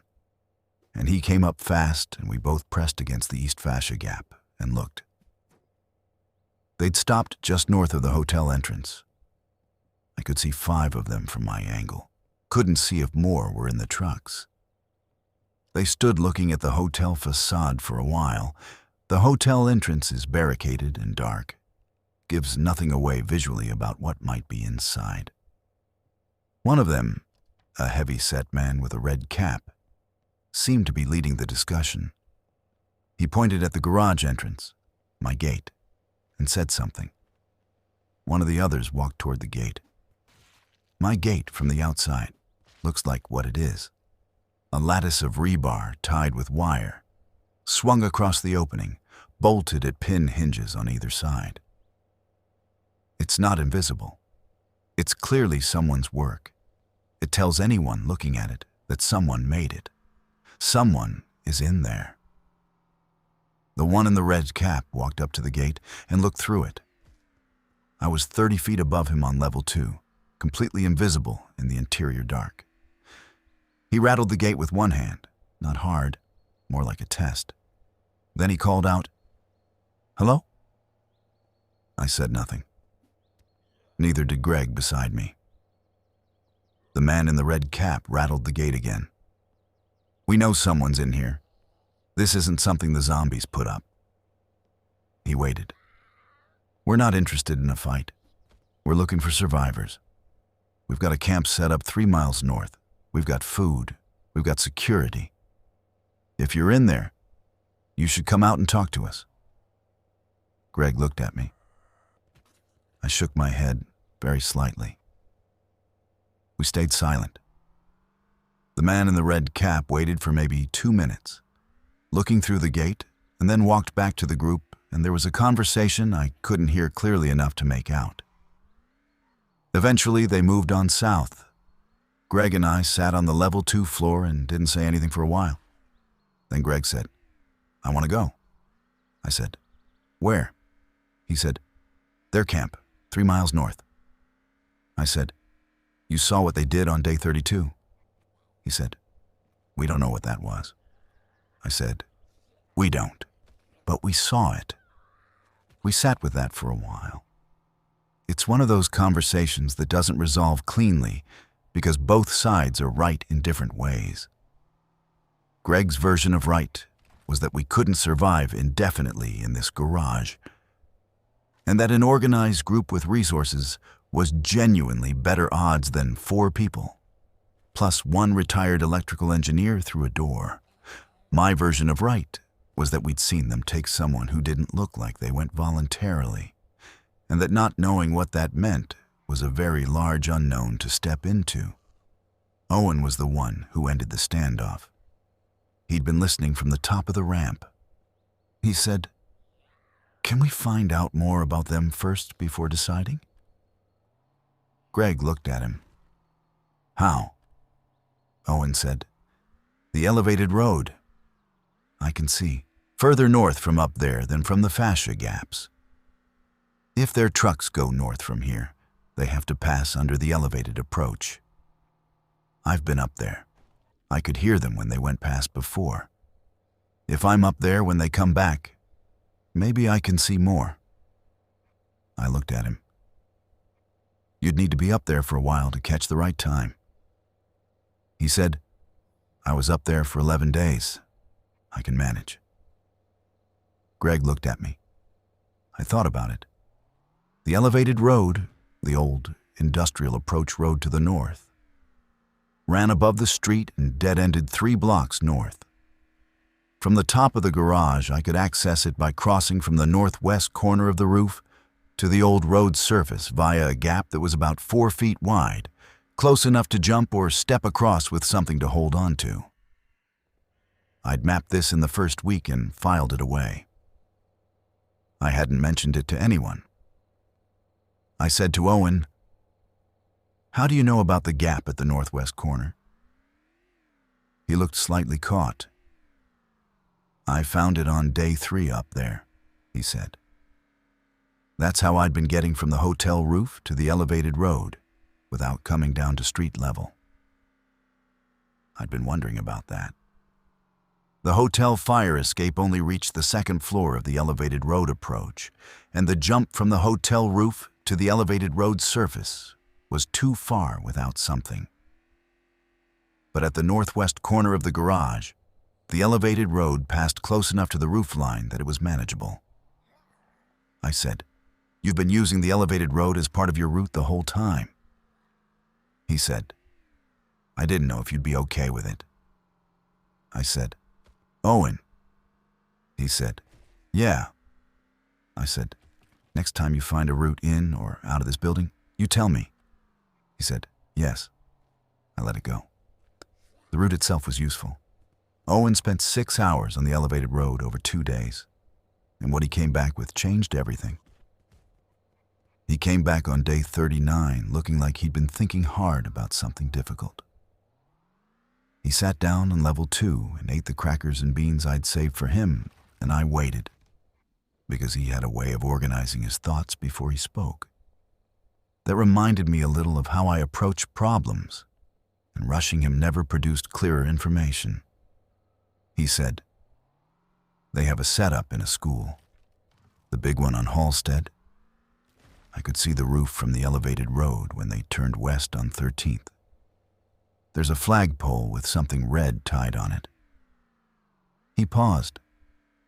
"There are people on the roof of the school, a few of them standing around, and I could see what looked like a fenced yard, not the original fence, something they added. And there were more people in the yard."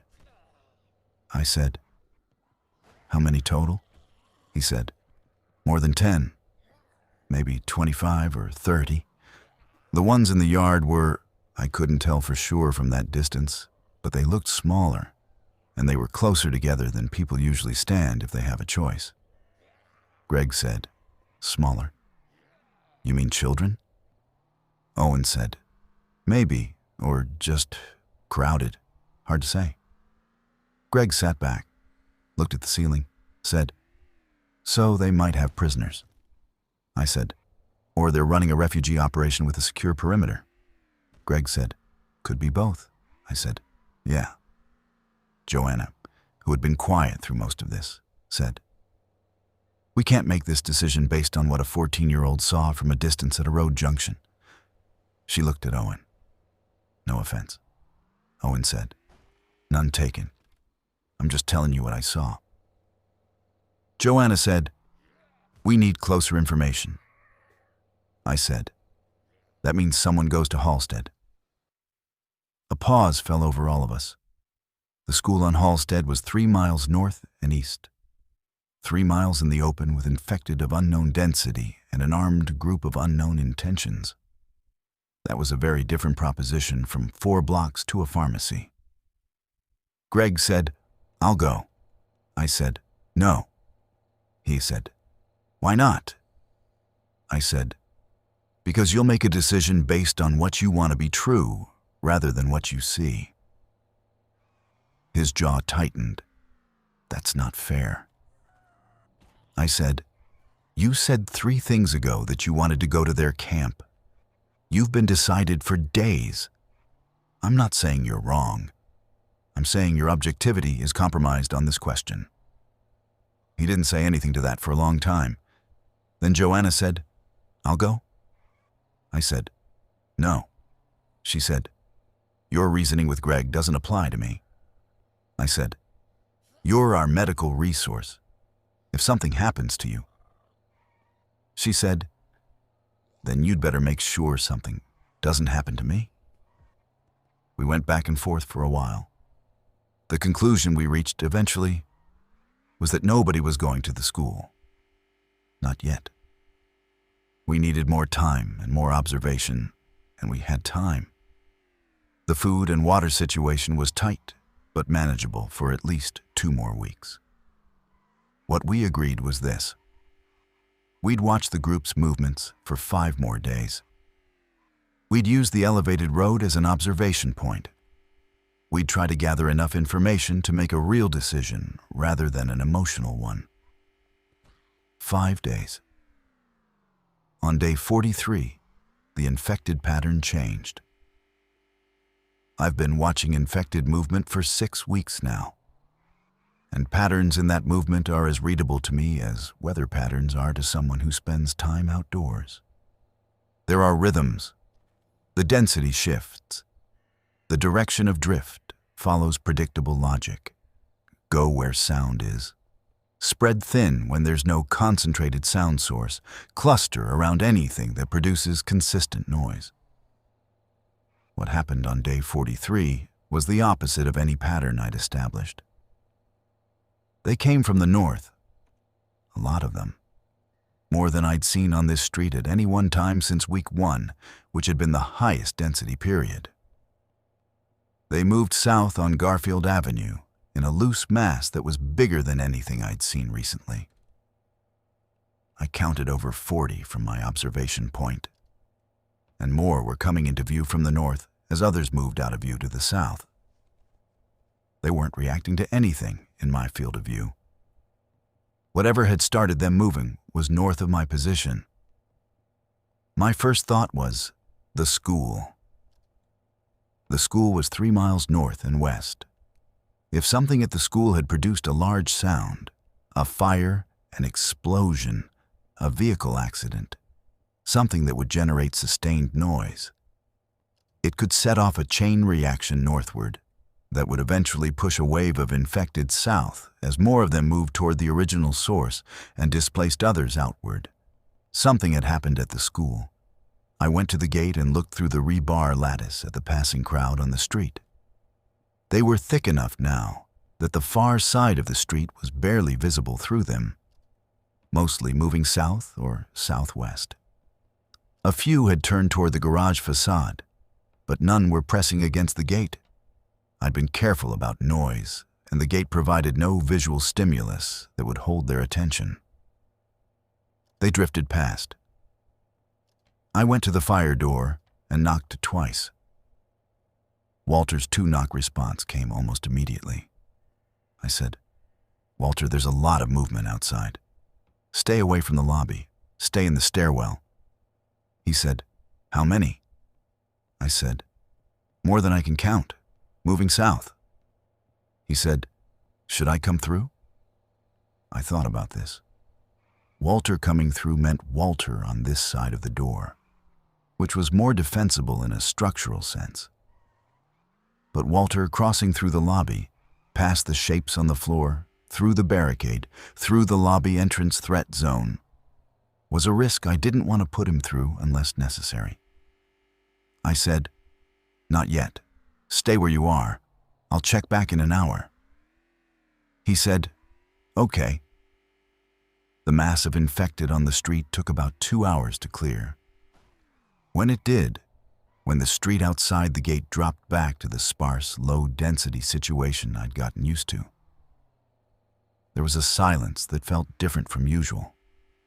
Heavier, like something had shifted. Then, from the north, we heard a truck. One truck, coming fast. It braked hard somewhere north of us, out of view. Doors opening, running feet on pavement. Then a voice, male, shouting, "Gate! Someone open the damn gate." I was already moving to level 2 to look south. No, north. I needed north. But the fascia gap doesn't give me north.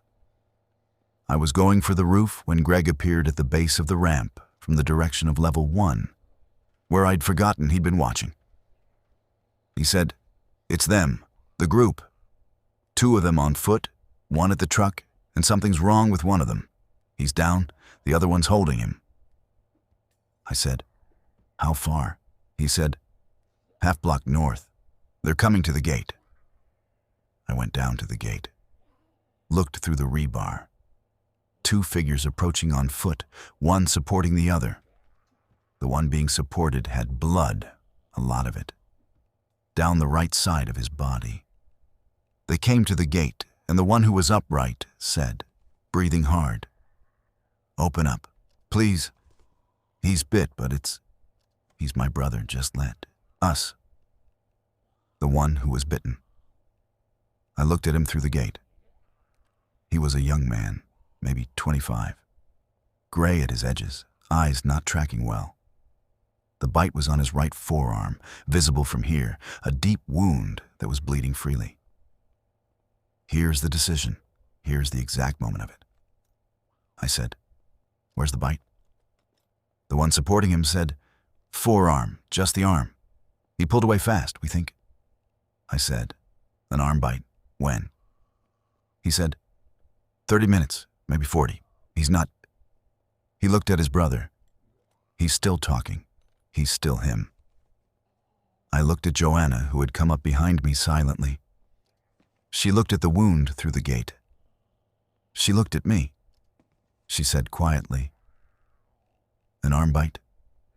If the transmission is through the bloodstream, the time from bite to full conversion in every case we've seen has been longer than 40 minutes. If he's still himself now..." She stopped. "The arm, I could..." She stopped again. I understood what she was not quite saying. If the infected become what they are because the pathogen travels through the blood and the wound is on a forearm, then intervening quickly enough and radically enough might interrupt that pathway. Might. This was not a proven medical fact. This was Joanna's professional reasoning under extreme pressure, and I trusted her professional reasoning more than I trusted almost anything else. But I understood the risk in both directions. I looked at the man through the gate. He was still looking at me. Still a person. Whatever was in his eyes, there was still a person behind them. I said, "Open the gate, just enough." Greg said from behind me, "Dale," I said, "I know." I swung the gate open far enough for the 2 of them to come through, then swung it closed immediately behind them. The one supporting his brother went down to his knees as soon as they were through. Pure exhaustion. The bitten one, I got a clearer look now, was about 25, freckled, the color of someone who's lost blood. But his eyes were still tracking, and when I crouched in front of him, He said clearly, "My name is Brandon. Am I going to turn?" I said, "We're going to try something." He said, "Okay." Joanna was already opening her bag. She looked at me once and said, "I need light, and I need you to hold him." The thing she was going to do was the kind of thing that's possible in an extreme situation, and that under any normal medical circumstance would be considered drastic and cruel and probably unacceptable. She'd used the surgical blade from her kit to debride, cut away the tissue immediately surrounding and below the bite wound. Aggressive, deep, painful.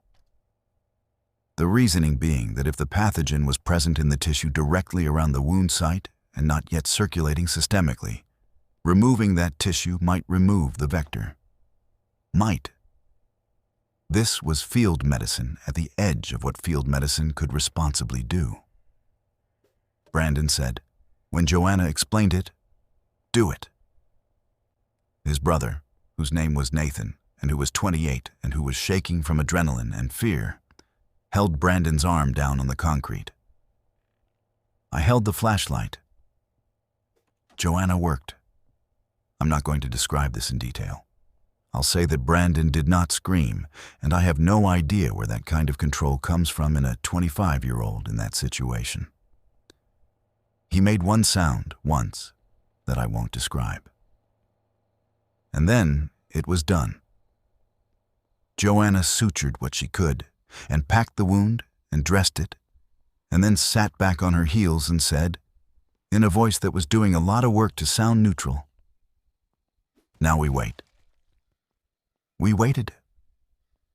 Nathan sat with his back against the garage wall and held his brother's good hand and didn't say anything to anyone else. Greg stood near the gate watching the street. Owen sat on the ramp, halfway up, watching all of us with the particular quiet attention of someone who is processing something at high speed. 12 hours later, Brandon was the same. Still himself. Still talking quietly, telling Nathan things, the kind of things people tell each other when they're not sure of outcomes. He told Nathan where their camp was and what the situation there was, because he wanted someone to know. He told Nathan where their parents had last been in the first days, a shelter downtown that Nathan had already known about. He told Nathan that he'd been the one who'd broken Nathan's Nintendo DS back when they were kids, and he'd blamed it on their cousin for 11 years, and he was sorry. Nathan said, "I know. I've known since you were 10. Brandon said, "How?"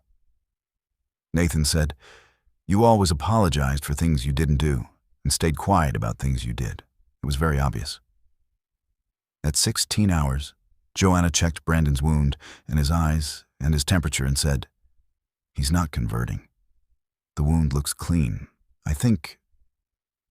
She stopped herself before saying anything definitive. "I think he's okay." He was okay. Brandon Ash was okay. We know a lot more about the situation now. Brandon and Nathan told us. The camp at the school, they called it Hoffstead Station, had about 30 people when they'd left that morning. The man I'd seen taken on day 32 was a survivor they'd found who was injured and brought back to camp. Not a prisoner, just someone they'd lifted because he couldn't walk on his own. The people in the yard I'd taken for potential prisoners were kids, about 8 of them, who had their own area in the secured yard, because the adults running the camp had decided children needed a defined, protected space. The leader of the group, the one in the red cap I'd seen at my gate, was a man named Ted Harlow. Former police sergeant, organized, practical, apparently also decent, though neither Brandon nor Nathan used that word exactly. They used words like straight and no bullshit and fair about the food, which in the current world amounts to the same thing. The reason the infected had surged south today, there had been a fire at a building 2 miles north of the school. a large, sustained fire that had produced enough noise and light to pull infected from a wide area northward, which had temporarily cleared the area around Hoffstead station, but had also redirected a large secondary mass southward, which was how Brandon and Nathan had gotten separated from their team during a supply run and how Brandon had gotten bitten. Now I needed to make the decision I'd been putting off. I talked to Greg. I talked to Joanna. I talked to Owen, because he'd earned a say through competence. I talked to Walter through the door. I thought about what I knew, which was now considerably more than I'd known a week ago. I thought about what I didn't know, which was still a lot. I thought about the food math, which said 3 weeks. I thought about Walter's heart condition, which was managed but not gone. I thought about Owen and what long-term isolation would do to a 14-year-old, and what an organized community of 30 people could do for a 14-year-old that a parking garage with 4 adults could not. I thought about what I'd built here: the gate, the water system, the lamp system, the traps, the routines, the way I'd learned the sound of each person's footstep on the ramp so I knew without looking who was moving and where. The particular smell of level 2 in the morning and evening. The tick, tick, tick of the concrete settling at night. I've made this place work. I've made it safe. That took 6 weeks and a kind of focus that I've never had to apply to anything before in my life. And there's a specific feeling that comes from building something that works out of nothing. A feeling that I don't have a good name for except to say it's one of the better feelings I know. But I'm a construction worker. I don't build things to live in them permanently. I build things because they need to be built, and then they get used by people, and the next job starts. The garage is a thing I built to get through a period. It got me through the period. And now there might be something on the other side of it. Brandon said he'd vouch for us to Ted Harlow. He said Harlow was always looking for people with skills. He'd said when I told him what I did for work, a construction foreman, yeah, Harlow would, yeah, he'd want to talk to you. Nathan said, he's been talking about reinforcing the school building for 2 months. He doesn't have anyone who knows how. I thought about that. A school building, 8 floors, likely concrete frame, dated construction, unknown condition. Lots of problems I could solve. I looked around level 2 of the Creston parking garage. The morning light coming through the east fascia in that long stripe. The oil lamp in its corner. The mosquito net over the sleeping area. The water jugs lined up against the wall. The tie wire marks I'd made on them to track levels. The scratch marks on the wall where I'd been counting days. 43 of them, little hatch marks in groups of 5. I went to the fire door and knocked twice. Walter's 2 knocks came back. I said, Walter, I need to have a real conversation with you. He said, I'll put the kettle on. A pause.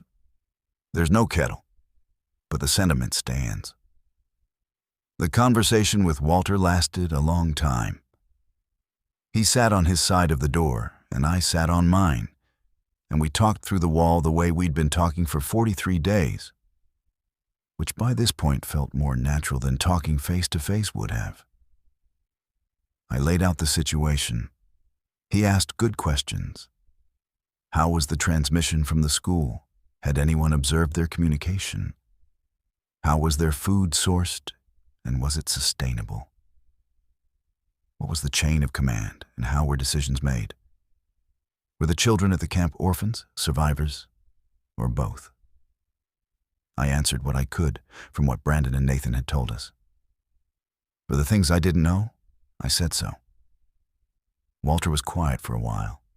Then he said, the thing about making a fortress, Dale, is that a fortress is a defensive structure, and a purely defensive existence, long-term, is...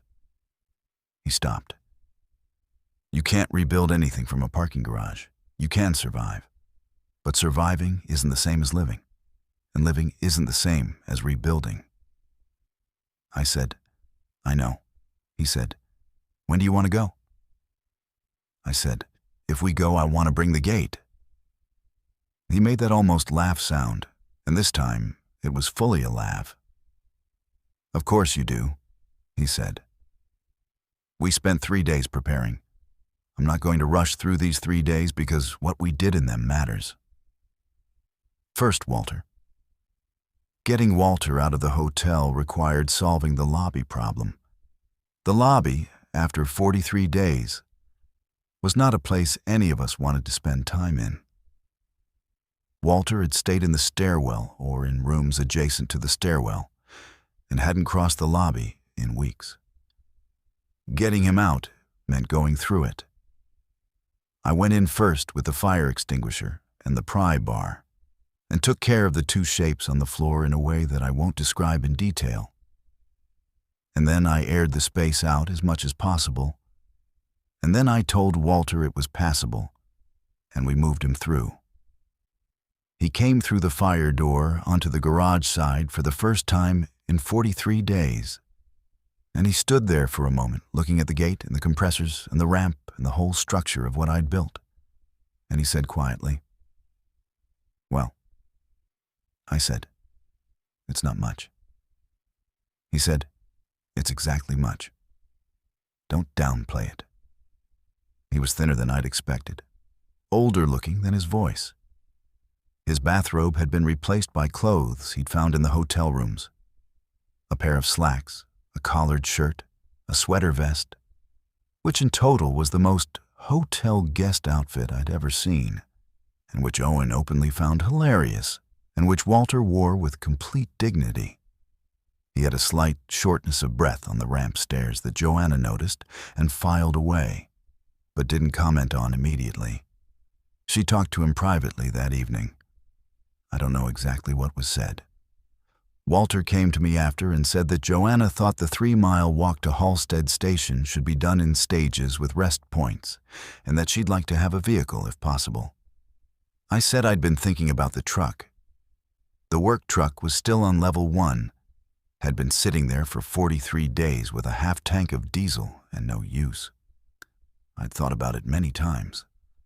I'd thought about why I hadn't used it as an escape vehicle in week 1, and the answer was that the exit situation on the street made vehicle movement dangerous and that the garage had become the better option very quickly. But the truck was still there, keys in my pocket. And now we were talking about moving 3 miles through a city. I went to the truck and started it. The engine turned over after about 10 seconds of trying, long enough that I started to worry. And then it ran. I shut it off immediately because the sound was enormous in the concrete space, and I didn't want to run it longer than I had to confirm it worked. We had a vehicle. The second thing I did in the 3 days was take the gate apart and reload it onto the truck bed. I know. Greg thought I was insane. Nathan thought it was funny in a way he was trying to be respectful about. Brandon, who by this point was mobile and recovering well, said nothing but watched me with the expression of someone revising their assessment of another person. Owen helped me without being asked, passing tools, holding pieces while I worked the bolts.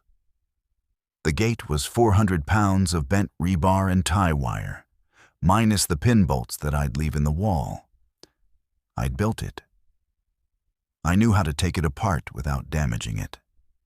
It would load onto the truck bed in sections, and it would reassemble at the school with the same expanding anchor bolts that I had in the toolboxes, once I'd found appropriate anchor points. Walter, watching from the passenger seat of the truck where he was staying warm, "You know they probably have gates," I said. "Not like this one." He said, "That's fair. The third day was logistics. Food. We packed what we had. It wasn't much, but it was something, and showing up to a community with supplies rather than empty-handed seemed important. Tools. Everything from the truck toolboxes, everything from my level 2 stores, the medical bag, the remaining propane, the oil lamp components, the mosquito netting, which Joanna said she'd want regardless, the water collection conduit and rubber trough sections, because I could set those up anywhere. I made a list in my head of everything I'd built and everything I was taking and everything I was leaving. And the things I was leaving were mostly the structural things. The pin bolts in the wall, the water collection anchor points, and a few items too bulky to bring. The parking garage would stay as it was. Someone else might find it someday and wonder who'd been here. I scratched one more mark on the wall. 46 days. Then I put the marker in my pocket. We loaded the truck early on the morning of day 47. 6 people. Me, Greg, Joanna, Owen, Nathan, Brandon. Walter in the passenger seat because we'd agreed that was his spot and nobody argued.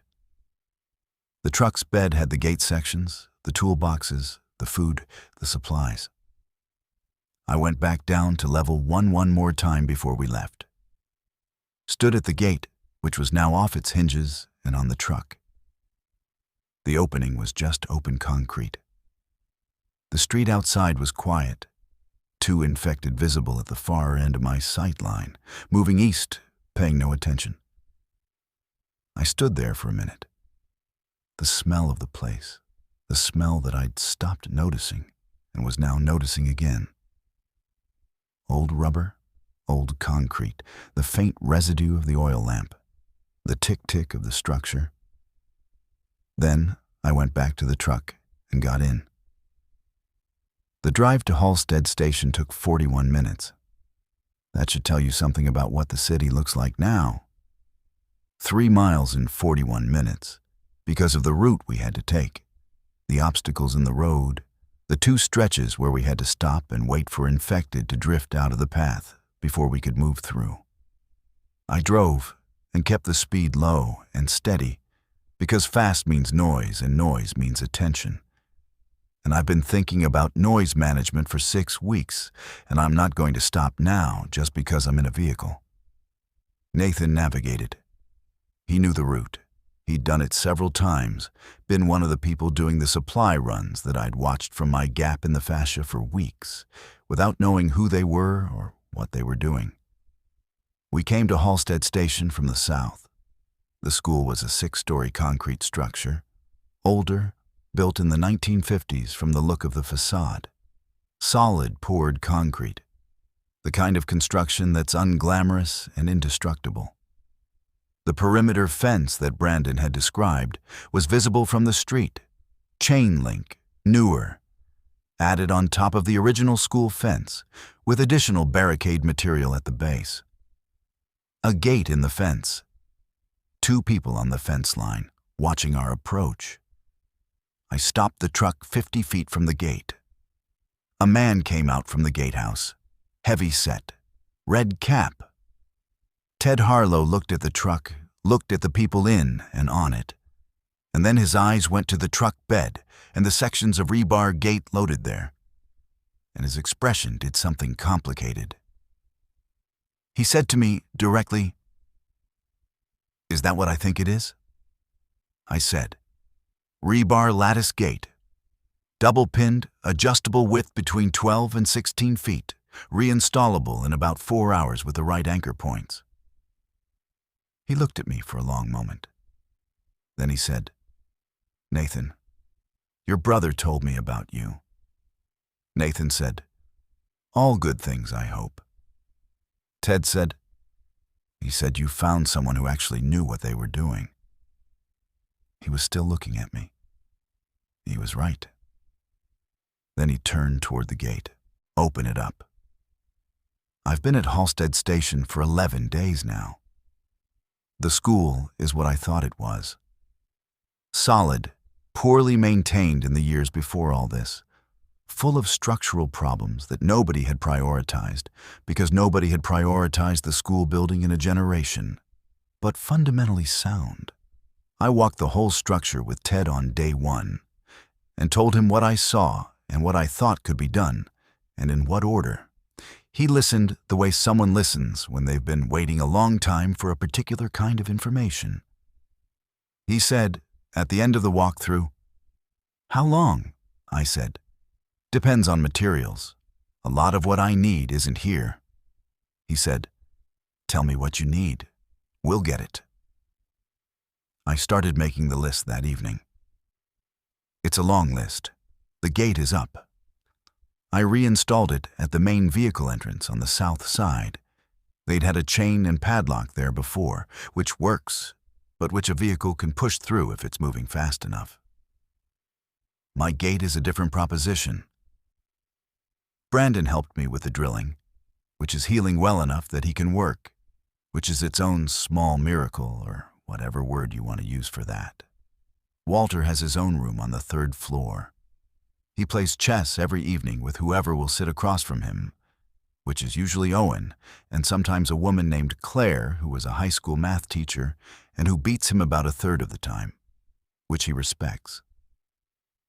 His medication is stabilizing, and Joanna says his color is better. He came to find me on day 3 at Hoffstead and stood in the hallway outside the room I'd been allocated and said, "Dale." I said, "Yeah." He said, "Thank you for not leaving me behind." I said, "Walter, I didn't find your medication so that I could leave you behind." He said, "I know, I just..." He stopped.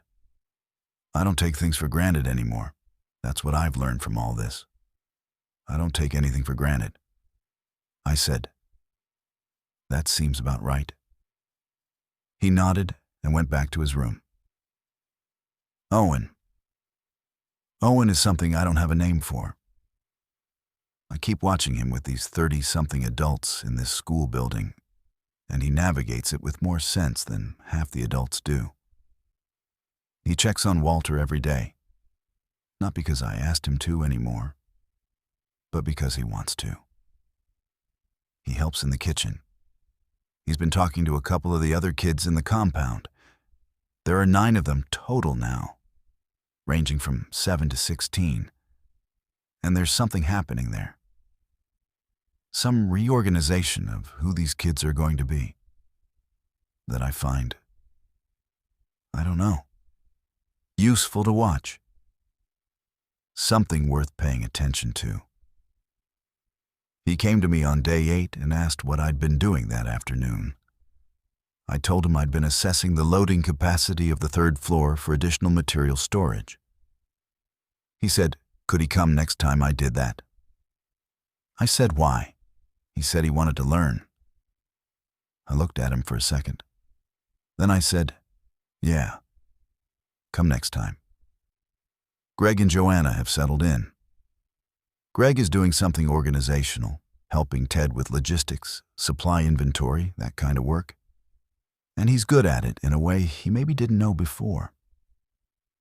He has that closed-loop, resolved state mentality that drove me crazy in the garage, but that is actually useful when applied to inventory management.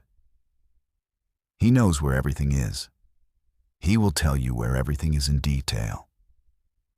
This is more useful than it sounds. Joanna is the only medical person they have, which is a weight she's carrying, but which she seems to have made peace with. She set up a medical room on the 2nd floor and is working through whatever supplies they had and what we brought and building something functional out of it. She found a medical textbook in the school library, not a current one, maybe 20 years old, but comprehensive. And she's been reviewing it the way a professional reviews something to make sure they haven't forgotten anything important. I'm sitting on the roof of the school right now. It's evening. The sky is doing something complicated in the west, that particular arrangement of clouds and light that you only get in the hour before dark, when everything goes orange and lavender at the same time. I can see the city from up here, or a good chunk of it. And what I see is a city that is very quiet and very still and very slowly returning to something that isn't human. Vines already on some of the buildings. Birds doing whatever birds do in a city with no noise competition. The street grid is the same, but the content of it, the people, the movement, the accumulated evidence of a functioning civilization, that's thinning, disappearing. I've been thinking about what Walter said, about not taking things for granted, about the difference between surviving and living. I know the difference now. Surviving is what I did for 46 days in a parking garage on Garfield Avenue. It's a technical problem with a set of solutions, and what you need is the right knowledge and the willingness to apply it carefully and consistently. Living is what Owen asked me when he said he wanted to learn structural assessment. Living is Walter and Claire at a chessboard. Living is Joanna in her medical room with a 20-year-old textbook, making notes in the margins. Living is the dog, which actually followed us all the way to Hoffstead station, trailing the truck at a 100-foot distance the whole way, and which is now inside the perimeter fence and has been named by a 7-year-old named Phoebe Captain. Captain has been eating well. He looks better. His ribs don't show as much. Phoebe has appointed herself his primary caregiver, and he appears to have accepted this arrangement with a dignity that is frankly inspirational. Last thing I want to say. I built a parking garage into a fortress. I did that. I know that. And I'm proud of it in the specific way I'm proud of good work. Not emotional pride, just the satisfaction of looking at something you made and knowing it held together under load. But I've been thinking about what the garage was, really. It wasn't a fortress. Not really. A fortress is a place you defend indefinitely. What I built was something more like a bridge. A thing to get from one side of a problem to the other. I built it well enough to work, and then I left it, which is what you're supposed to do with bridges. The school is the next project. Ted wants to fortify the upper floors, create a secondary refuge level if the lower floors are breached. He wants to think about long-term power. We've been talking about solar, which I know the basics of from some commercial work I did 3 years ago. He wants to think about food production, using the schoolyard and the adjacent lots. He wants at some point to think about reaching out to other survivor groups, building something larger. All of those are projects. All of them have problems that can be worked. Some of them I know how to solve, and some of them I'll figure out as I go, and some of them I'll need other people's knowledge for. Which is why being in a community of 30 people is better than being in a parking garage alone. I still know the Creston garage is standing. I still think about it when I'm trying to fall asleep. The tick-tick of the concrete, the morning light through the fascia gap, the smell of it. 46 days of my life lived inside a 4-story concrete structure with 1 compressor barrier and a hand-bent rebar gate and 400 pounds of tie wire. There's a marker scratch in the concrete on level 1 that will outlast all of us by decades. This stupid little 46-day tally that nobody will ever see. It's fine. It's all right. Things don't need to be seen tonight. I go back to work tomorrow. Owen's coming with me. The city is still out there. The infected are still out there. Winter is coming, and we haven't fully thought through heating. There are 100 problems in front of us, and a handful of people who've proven they can solve things under pressure. I'm not scared of the problems. That's the thing about being a construction worker. You spend your whole life looking at broken things and figuring out how to make them work. That doesn't stop being true just because the broken thing is everything. You look at it. You figure out what it needs. You do the work. That's all it ever is. It's all that